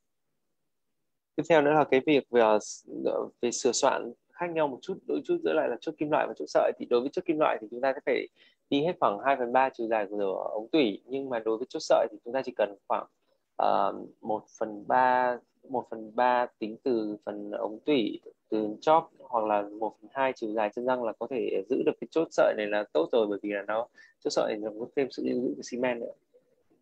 Usually the distance will be around 3 to 5 mm. This is the usual, the remaining GP in the apical part. We usually leave from 3 to 5 mm. Cái khoảng cách này thì tối ưu thì là khoảng từ 3 đến 5 mm tính từ chóp răng, hoặc cái phần này thì chúng tôi thường là để lại cái khoảng này là để cho phần gutta perca. Nên mình chỉ lấy cái phần gutta perca phía trên rồi. This case was my case. This was a maxillary lateral incisor, and then this was a retreatment case, and then I have done a root canal retreatment. Đây là cái trường hợp mà điều trị lại. Trường hợp mà tôi điều trị tủy lại thì ở đây là răng cửa trên. However, after this, the patient have a bite on a hard object, and then the tooth was fractured. The crown fracture. Bệnh nhân này là bị cắn vào cái đồ cứng, nên là bị gãy cả cái phần thân răng. And then after this, I decided to use the fiber post. And then as you can see here, I placed the fiber post together. I left about 3 to 5 mm. This about 4 mm in the apical part GP. And then I placed the fiber post together with the coronal restoration. Trên hình này thì đây là hình ảnh sau khi điều trị của tôi, thì tôi đã đặt một cái chốt sợi vào trong chân răng. Thì cái phần chóp mà tôi để lại, cái phần gutta perca tôi để lại rơi vào khoảng 4 mm. Trên hình ảnh bên phải là hình ảnh sau phục hình. And then I refer the patient to do a crown. Mình có nhầm một chút, thì cái hình ảnh bên phải đấy thì mới là chỉ hình ảnh gọi là tái tạo lại thân răng thôi. Thì sau đấy thì bác bắt đầu chuyển bệnh nhân đi để làm cái phục hình. And this is also another case for post placement also as well, root canal, and then after this about 3 to 5 mm, and then post placement. Tiếp theo là một trường hợp một ca nữa, đó là bác lấy cái phần gutta perca thì lại tầm khoảng 3 đến 5 mm và bác cặp chốt sợi. I just will go for the common errors used for the post treatment. Usually we have many cases which can come to us, and then we see this type of posts in which is very short. Tiếp theo tôi muốn nói về những cái lỗi rất là thường gặp khi mà đặt chốt. Ở đây thì ở nơi tôi thì tôi gặp khá là nhiều những trường hợp gửi đến để điều trị như này, thì ở đây cái lỗi mà thể thấy là cái phần chốt nó rất là ngắn. This very short posts will not really provide a good stabilization of the core, and then also may create unfavorable forces on the tooth. Cái việc mà giữ chốt, cái đặt chốt như thế này thì nó sẽ làm cho cái răng này, cái phần phục hình nó không đủ ổn định, và thứ hai nữa là sẽ tạo nên cái lực mà không thuận lợi cho chân răng. This also forces, which is when it is improperly placed, it may cause also during this one is trauma. It may create some stress concentration on the root and then causes fracture of the tooth and bridge. Trên trường hợp này là đấy là một trường hợp mà cái việc mà đặt chốt không đúng chính xác, cho nên là nó tạo nên các cái lực không thuận lợi, và nó đã gây nên cái phần tạo nên truyền lực không đúng, và nó làm gãy cái chân răng của cái phần phục hình trên phục hình.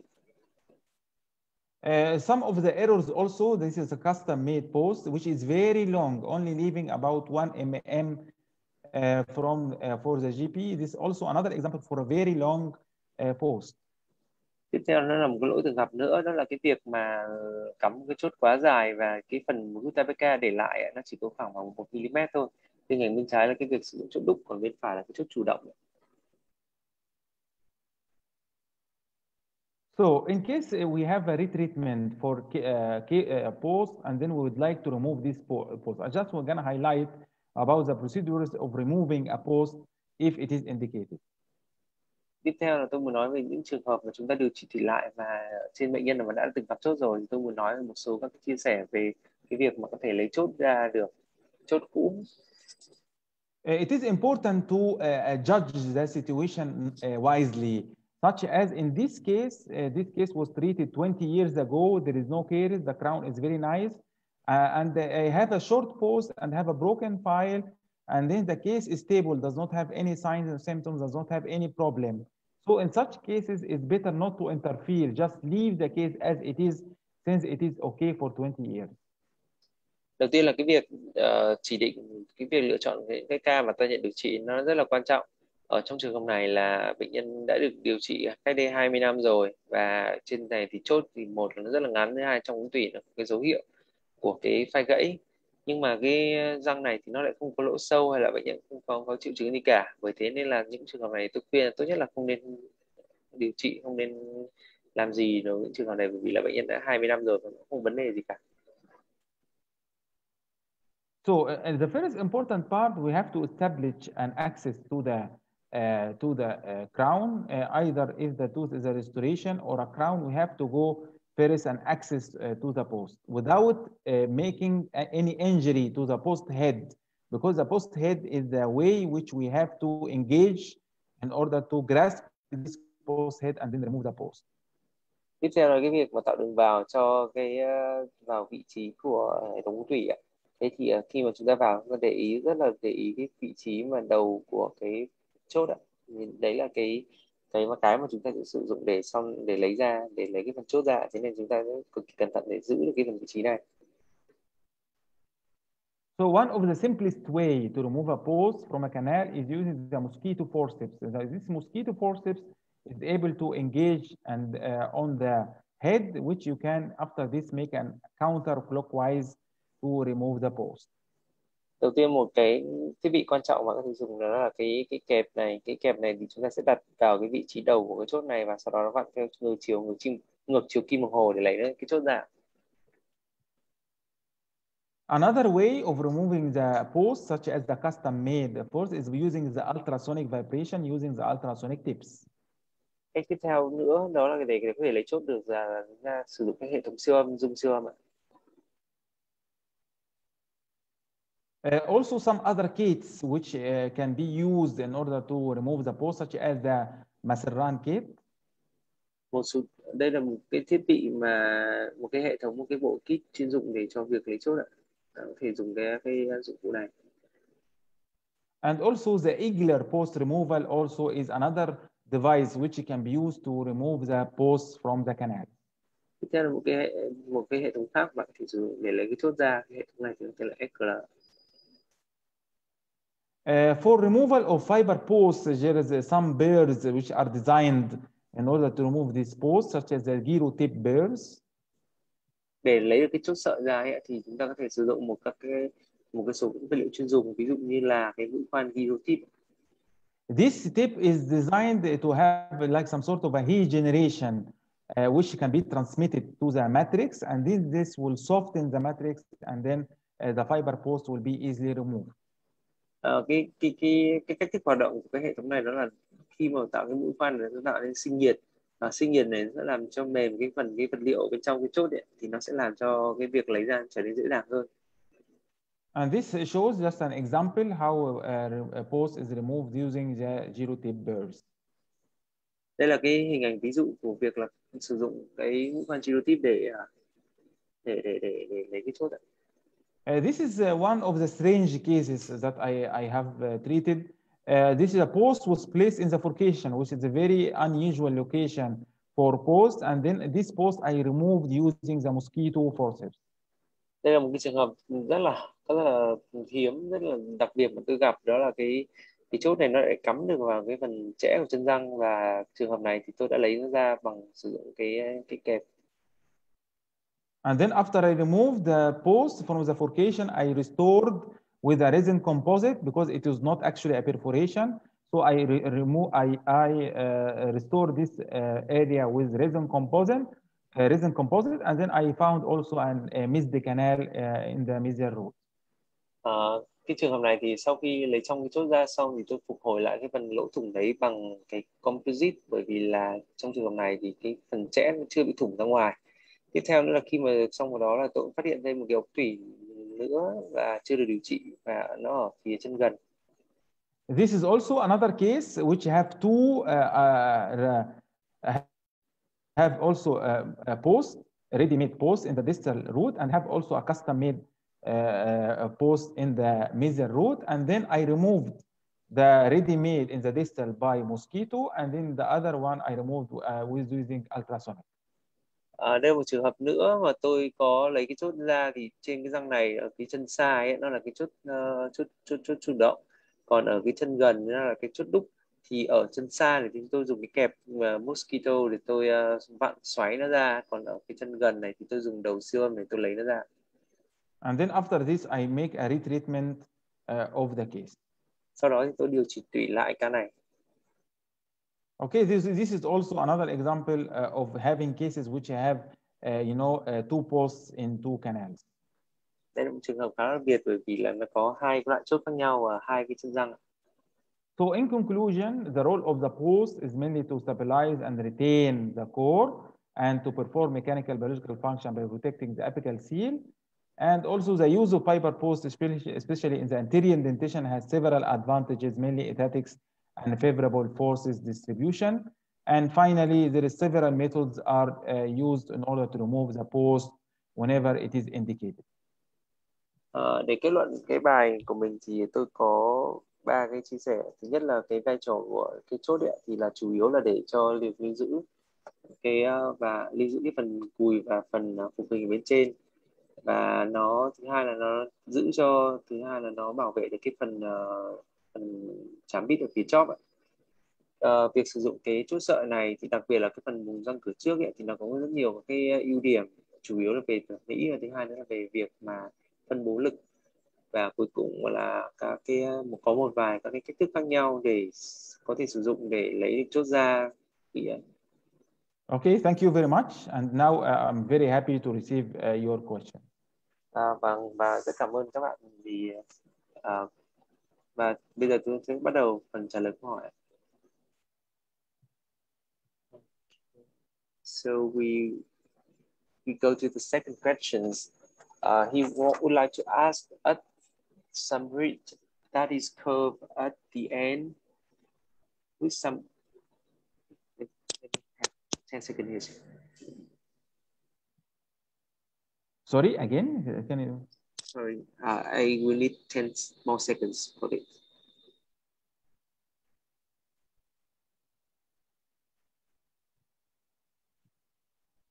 Can you please repeat the question again, please? Okay. So here's the question.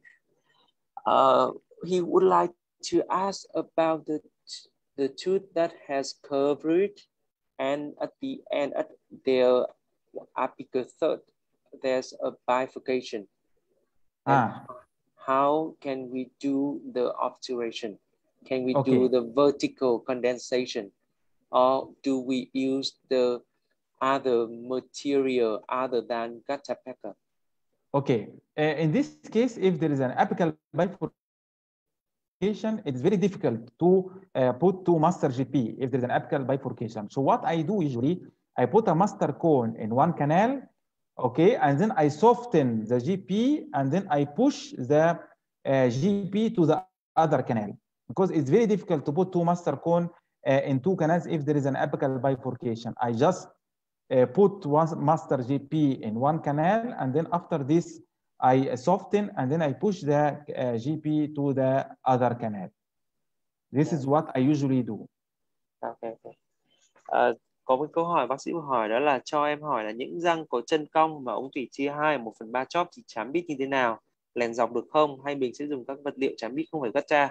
Thì bác có trả lời rằng là những cái trường hợp này thì khi thực ra trong lúc bác làm thì nó rất là khó, và cách bác làm đó là bác sẽ đặt cái côn chính vào một trong hai cái chân răng đấy thôi. Sau đó là bác phần làm mềm cái phần gutta percha ra, và để làm cho nó đẩy cái gutta percha được vào cái phần chân răng còn lại, ống tủy còn lại. Okay, so another questions.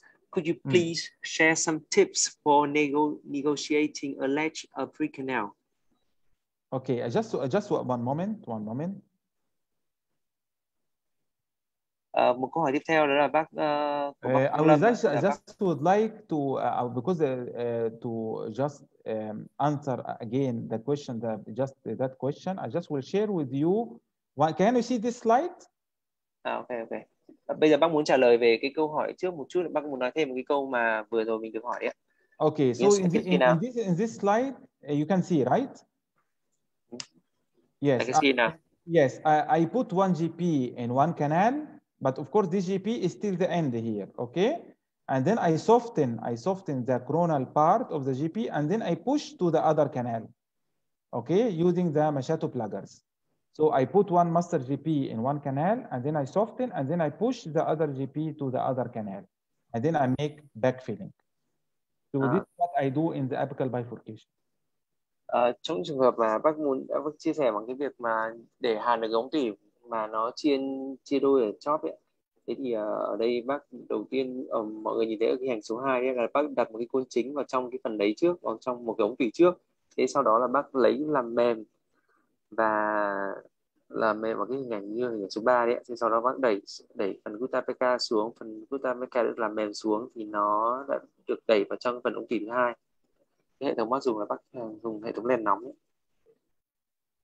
Okay, so now the ledge, the most important part for the ledge is the pre-curving of the file. First, use a pre-curved file, 90 degree or about 70 degree pre-curving of the file, and then after this you go inside the canal and then try to bypass the ledge. The most important tricky point that when you bypass, you have to maintain the canal patent in order to don't do any blockage of the canal.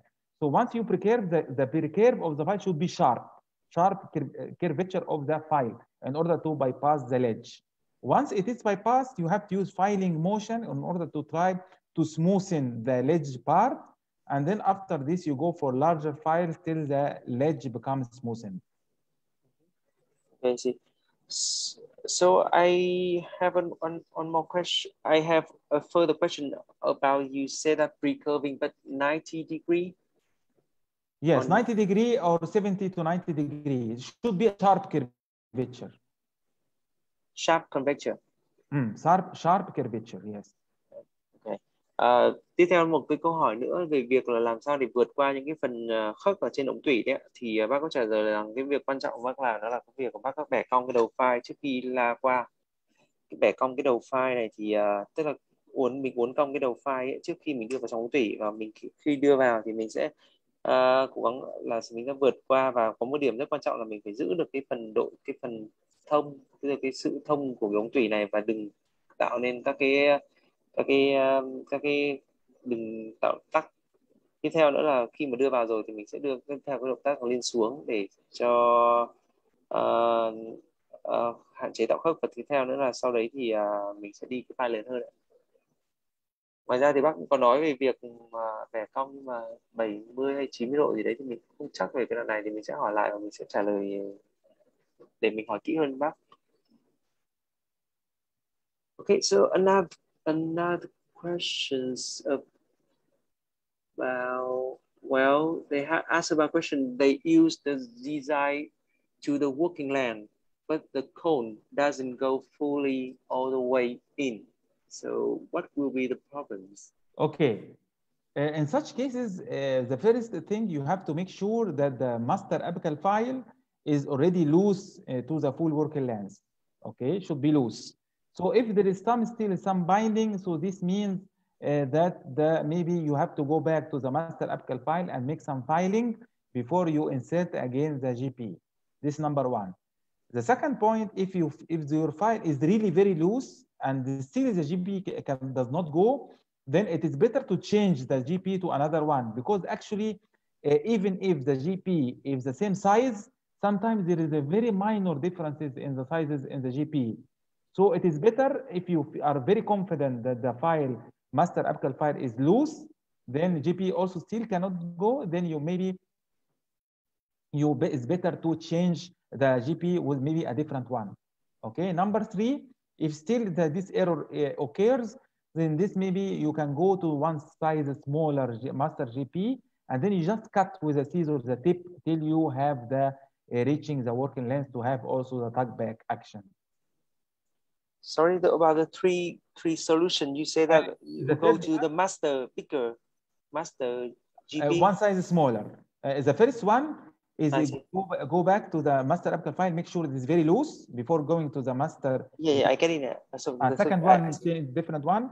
Third one, use a smaller size, one size smaller GP, and then cut the tip with a scissor in order to make it larger a little bit till you cut 1 mm, and then try. If still loose, reaching the working length but still does not have a tuck back, then cut another 1 mm till it has a tuck back with the same working length. Did you get my point, Dr. I see. I get. Yeah, I get. Yeah, very interesting.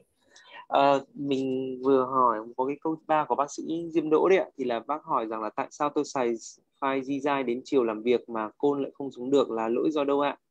Thì ở đây bác có đưa ra 3 phương án để trả lời. Là thứ nhất là mình phải kiểm soát chắc chắn là cái file cuối cùng mà mình đi là nó đi được trong ống tủy, nhưng nó phải đi một cái cảm giác nó rất là lỏng, tức là nó không được như kiểu là nó bị cứng chắc, tức là nó kiểu là cảm giác nó bị dính vào trong cái ống tủy đấy ạ. Thì nếu mà cảm giác nó chưa lỏng, khi mà nó chạy trong ống tủy mà nó chưa lỏng thì tức là mình sẽ cần phải sửa soạn thêm.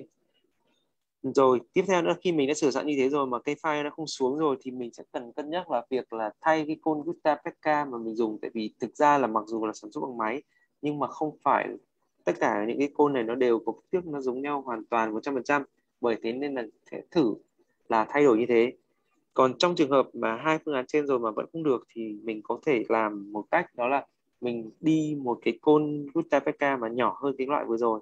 Sau đấy là mình cắt ở đầu khoảng 1 mm để mình đưa vào để xem cái lúc này đã xuống hết hay chưa, và thứ hai nó có cảm giác chặt tay chưa.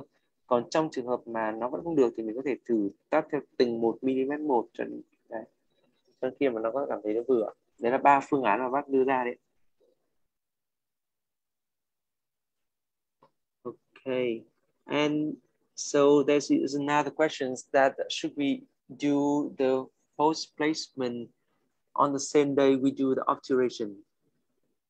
Yes. Usually, I believe if you have got time in order to use, I think in straightforward cases, you can do that just in the same visit, the post placement. Or for example, the patient is on travel, then better you put a post placement. But if the case is a bit doubtful and then you would like to have a review time, then it's better for you to wait for a few days and then after this you can do the post placement after this.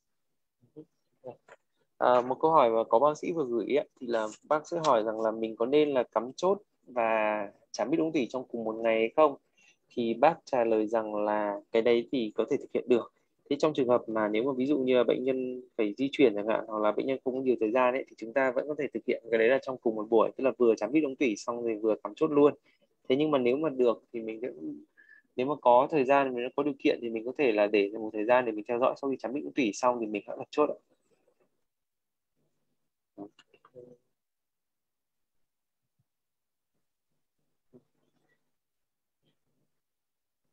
So another further question about the one with the negotiating ledge. He asked, how about the temperature when you heat the GP in case having two canals of apical third? Usually I go, the tip will be around 200, 180 to 100. And then I have to be careful. Actually, the tip should not be go to the apical part, or I mean the root apex. We should leave leave about 3 or 4 mm, and then the heat will be transmitted into the GP. We does not really have to put the tip till the end.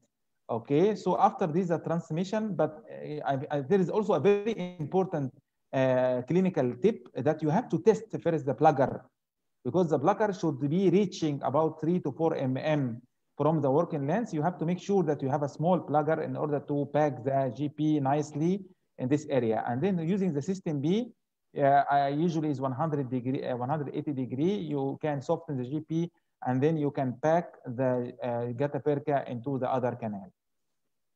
Okay. Có một câu hỏi đó rằng là cái nhiệt độ mà bác sử dụng khi mà bác làm nóng cái gutta perca ấy, ở trong trường hợp mà khi mà trám bít cái ống tủy mà có hai ống trám bít, cái trường hợp mà ở phần 1/3 chân răng có hai ống tủy ấy, thì bác bảo là một là bác sử dụng cái hệ thống của System B này để bác trám bít ống tủy này, thứ hai nữa là cái nhiệt độ bác sử dụng là khoảng từ 100 đến 180 đến 200 độ. Và có một cái điều quan trọng bác có nói rằng là mình cần phải kiểm tra cái phần cây lèn, là mình phải dùng cái cây lèn mà nó nhỏ hơn kích thước của cái phần gutta perca đấy, để mình có thể làm mềm nó. Sau khi làm mềm xong gutta perca rồi thì mình sẽ lèn nó xuống cái phần một vai chóp còn lại. Thứ hai nữa là cái vị trí của cái cây lèn đấy thì là mình sẽ không đi hết toàn bộ cái chiều dài làm việc đến tận chóp răng, mà mình chỉ đi đến trước đấy khoảng 3 đến 4 mm, và cái phần nhiệt nó sẽ truyền từ cái đầu tip này, nó sẽ làm mềm toàn bộ phần gutta perca để mình có thể là trám bít được. It's very important also to note that we should not press the heat transmission for too long, because the heat can be transmitted to the root and may cause periodontal injury. So that's why it should be only for few seconds only, without pressing for too long, because this may be transmitted through the root dentine to the periodontal ligament. Một cái chia sẻ nữa rất quan trọng đó là việc bác nói rằng là khi mà mình đặt vào trong cái ống tủy đấy, mình không để cây đấy quá lâu, vì nếu mà để lâu quá nó sẽ làm nóng và nó truyền nhiệt này, là nó làm tổn thương cái phần mô nha chu xung quanh. Bởi thế nên cái thời gian mình đặt vào nó chỉ tầm khoảng 3-4 giây đấy. Okay, so we have another questions that with the tooth that has a big loss of tooth structure, after the post placement, he saw that the coronal is broken, the coronal restoration is broken. So what would be the prevention, and also how to manage it? If a suppose and then the coronal part was broken, then there are several options, like such as crown lengthening. Crown lengthening can be another also option that we can increase the part of the tooth structure, which can be exposed to the oral cavity, in which also the crown can be prepared on it. So crown lengthening is another option. Or if the coronal part is really very badly decayed in a way that it goes to subgingival areas, and then the remaining tooth structure is very, very minimal. So this tooth maybe is not indicated for the treatment, and maybe implant or bridge can be another option. Okay. Có một câu hỏi tiếp theo của bác sĩ, đó là những ca thân răng mà bất chất quá lớn sau khi cắm chốt thì nó có trường hợp là bị gãy thân răng phục hình, thì có cách xử lý gì và cách phòng ngừa? Vậy thì bác trả lời có hai ý. Một, thứ nhất là đối với những phần mà thân răng nó bị thiếu như thế thì mình có thể cân nhắc cái phương án là làm dài thân răng. khi mà mình làm dài thân răng rồi thì mình sẽ có nhiều mô răng hơn để có thể làm được phục hình. Nhưng mà trong một số cái trường hợp mà nó bị mất thân răng nhiều quá, nó có cái lỗ sâu nó lớn quá và cái phần thân răng còn lại nó rất thiếu và nó không đủ, thì mình sẽ phải cân nhắc các phương án khác. Phương án như mình sẽ phải nhổ cái răng này đi và làm các cái phương án như lên ten phục hình hay là phun tố răng ấy.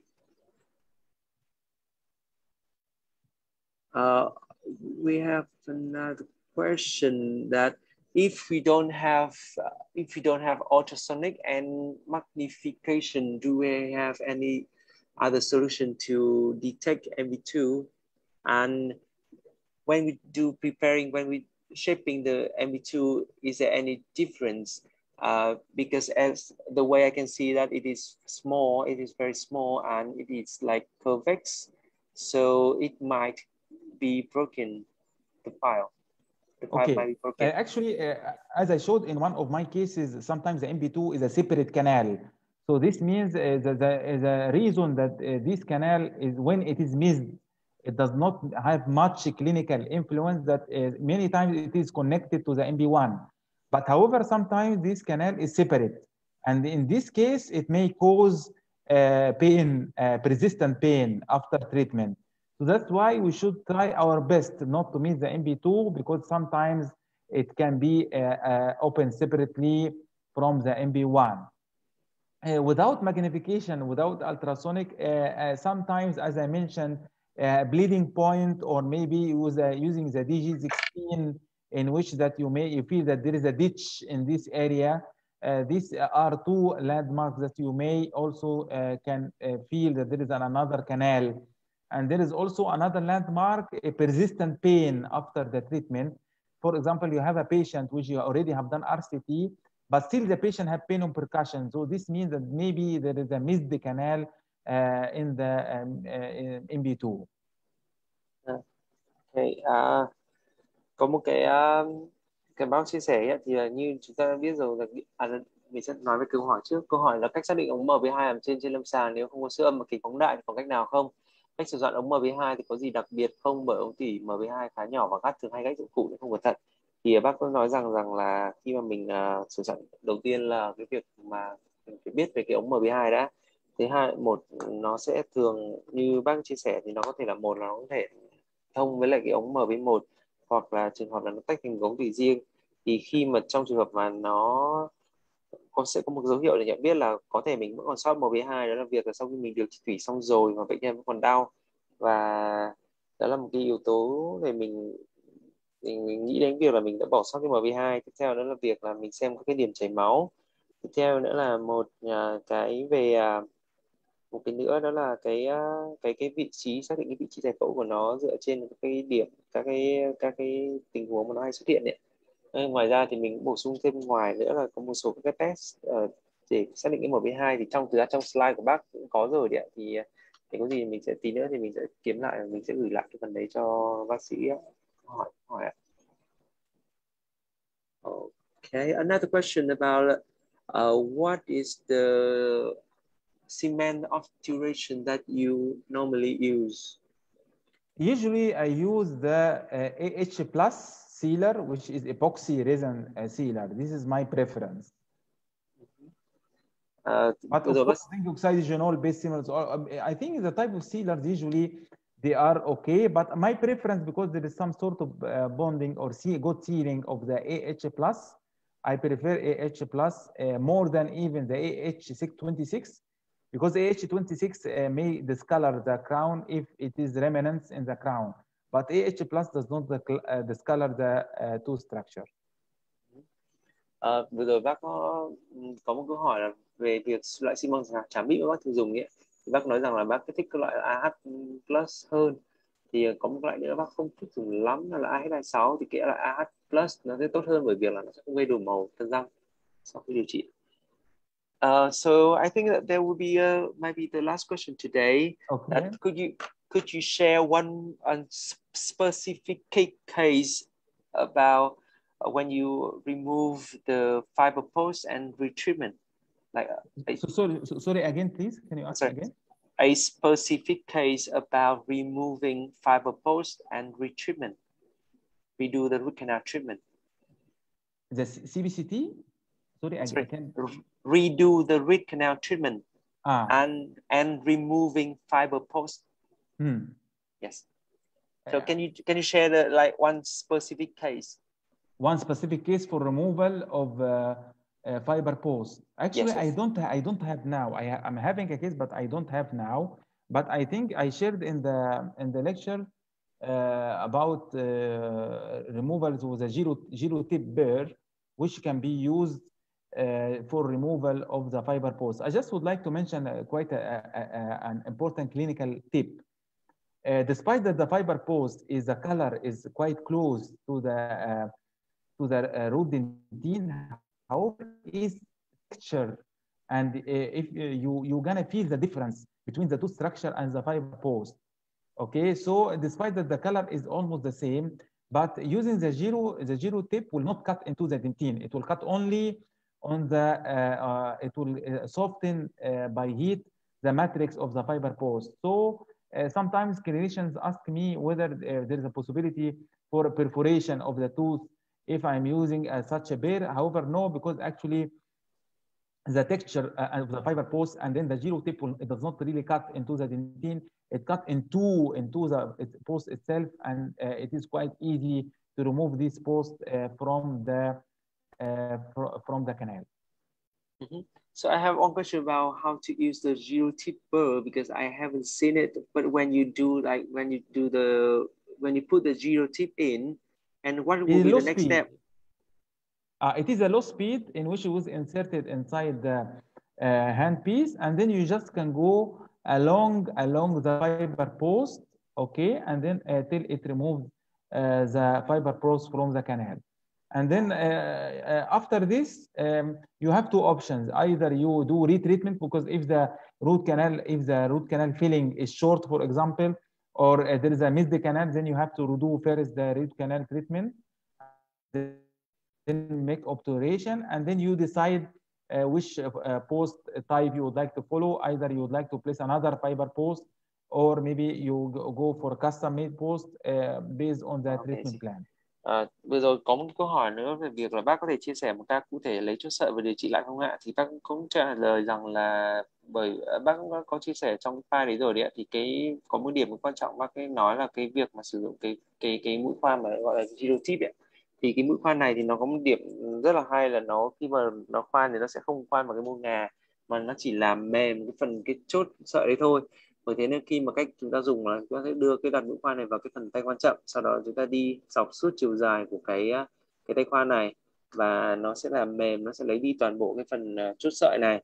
Sau đó khi mà cái chốt sợi đã được lấy ra rồi thì cái kế hoạch tiếp theo là có thể là một, chúng ta có thể tiếp tục điều trị tùy lại, như lấy phần gutta-perca ra để điều trị lại. Hai là chúng ta có thể thay cái phương án làm chốt khác, ví dụ như chốt sợi, thì đấy tùy thuộc vào cái kế hoạch của mình của bác sĩ ạ. Vừa rồi thì chắc là hiện tại thì cái câu hỏi thì cũng đã tương đối hết rồi, và cái này thì nếu mà trong trường hợp mà những bác sĩ nào mà có gửi câu hỏi ấy, thì công ty Mani xin phép nhận câu hỏi và sẽ trao đổi lại với bác và trả lời sau. Hey, I just received a thank you from the audience and about your questions, about your answer. I'm sorry. Buổi chia sẻ đến đây là kết thúc. Tuy nhiên vẫn còn một chương trình nho nhỏ, đấy chính là mini game trả lời câu hỏi, nhận ngay phần quà may mắn từ Mani. 3 bác sĩ có câu trả lời nhanh nhất và đúng nhất sẽ nhận được phần quà. Thì xin mời các bác sĩ truy cập vào link kahoot.com để tham gia. Dr. Hany, please help me move to make a host. Sorry, again? Please help me make a host. A host? How can I? Yeah. So now I think I stop what? What should I stop? Stop video. Stop video. Okay. You now can click more. Click more, and then stop live stream, right? Or what should I do?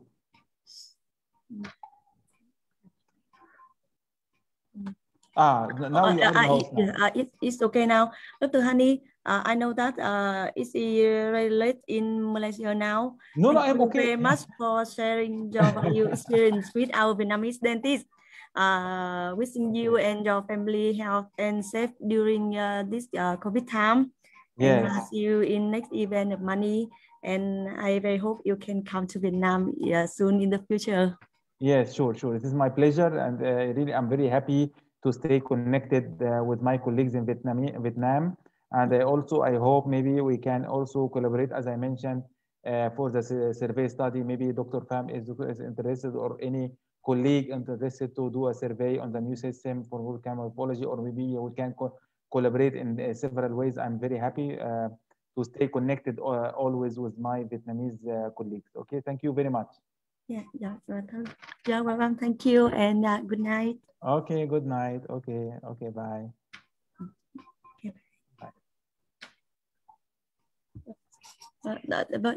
Xin mời các bác sĩ truy cập vào đường link Kahoot ạ. Thì sẽ ở đây thì sẽ màn hình sẽ hiện ra mã pin ạ, và chúng ta cần phải truy cập. Thì mã pin đây chính là số 1287697.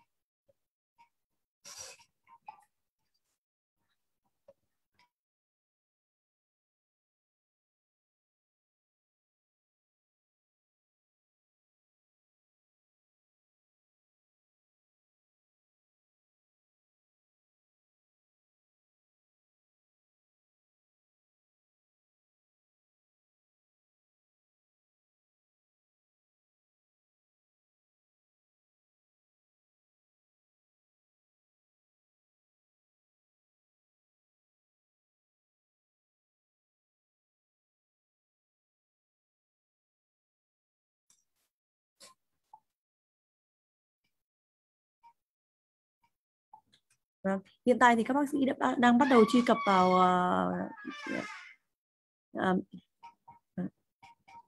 chương trình sẽ bắt đầu trong một vài phút tới, trong 2 phút nữa.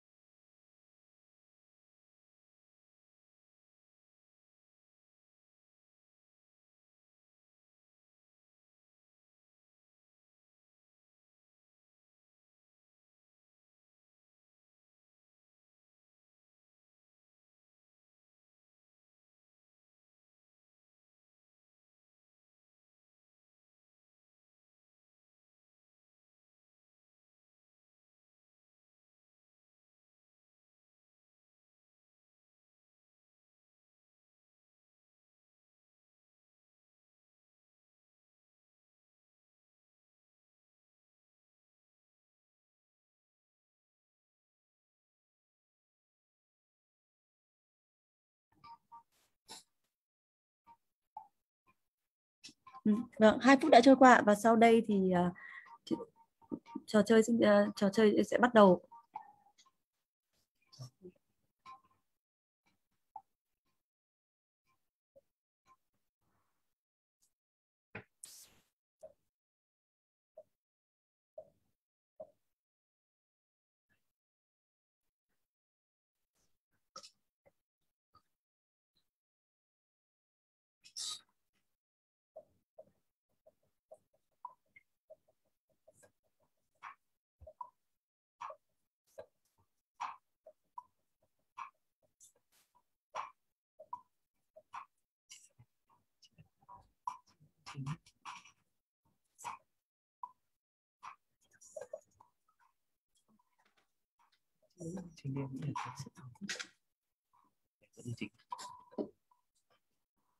Vâng, xin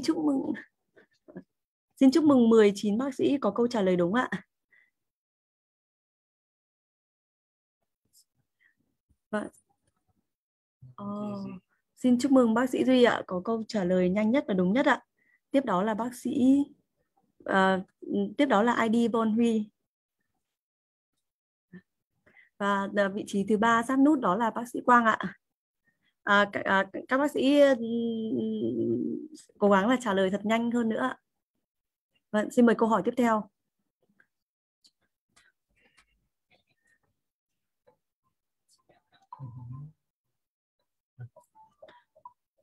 Câu số 2, lỗ chóp nhỏ là lỗ chóp như thế nào ạ? A. Ở cùng vị trí với lỗ chóp lớn. B. Cùng vị trí với cuống răng. C. Trong khoảng từ 0,5 đến 1,5 mm từ lỗ chóp lớn. D. Có đường kính lỗ chóp lớn nhất.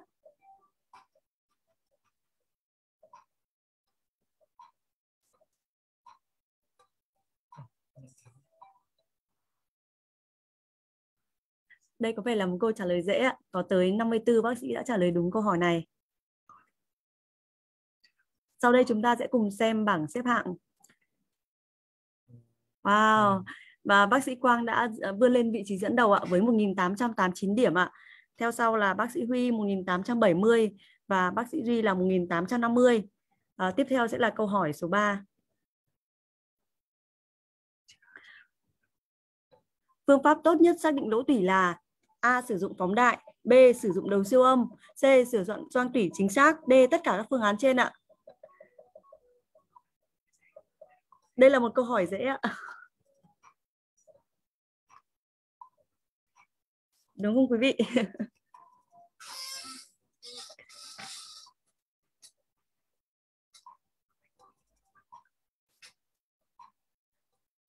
Và chúng ta sẽ còn 2 câu hỏi nữa. Thực sự là một câu hỏi dễ khi có tới 50 bác sĩ đã trả lời đúng câu hỏi này. Đó. Wow, theo bảng tổng sắp thì bác sĩ Huy bác sĩ Quang vẫn đứng ở vị trí đầu tiên với 2.837 điểm. Vị trí thứ hai đã được thay thế bởi bác sĩ Lê Sơn ạ với 2.788 điểm và bác sĩ Lê Sơn là người có 3 câu trả lời liên tiếp đúng nhất. Tiếp đó là bác sĩ Nhi ạ, 2.730 điểm. Bác sĩ Von Huy đã chuyển sang vị trí thứ tư sát nút với 2.728 điểm ạ. Xin mời câu hỏi tiếp theo, câu hỏi số 4. Loại chốt tốt nhất cho răng cửa. A. Chốt kim loại đúc, B. Chốt sợi, C. Chốt titan và D. Chốt thép không rỉ.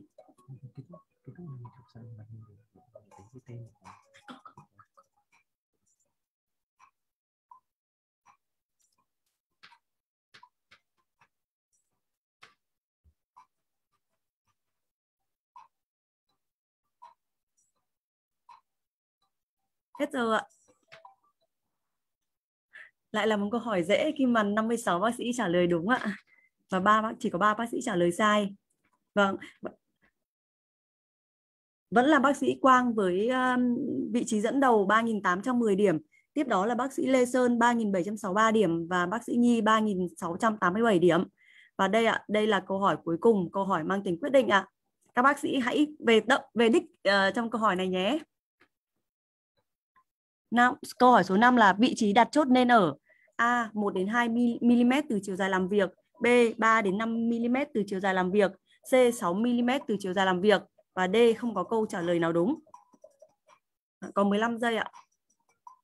13 giây.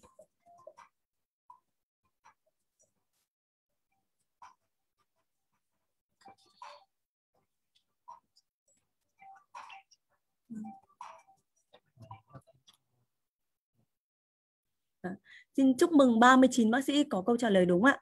Và 21 bác sĩ trả lời sai. Và ngay sau đây thì chúng ta cùng xem đáp án ạ. Cùng xem ai là người thắng cuộc ạ.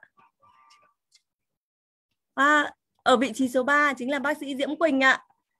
Vị trí số 2 là bác sĩ Von Huy ạ. Và vị trí số 1 xin được chúc mừng bác sĩ Quang ạ.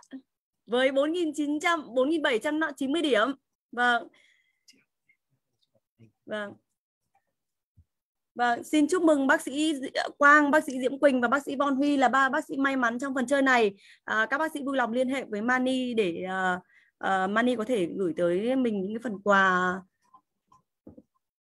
Một lần nữa cảm ơn các bác sĩ đã tham gia chương trình và chúc các bác sĩ một giấc ngủ ngon. Hẹn gặp lại quý bác sĩ tại buổi chia sẻ tiếp theo với chủ đề phẫu thuật nhổ răng, hạn chế uống thuốc. Công ty Money xin trân trọng cảm ơn và hẹn gặp lại.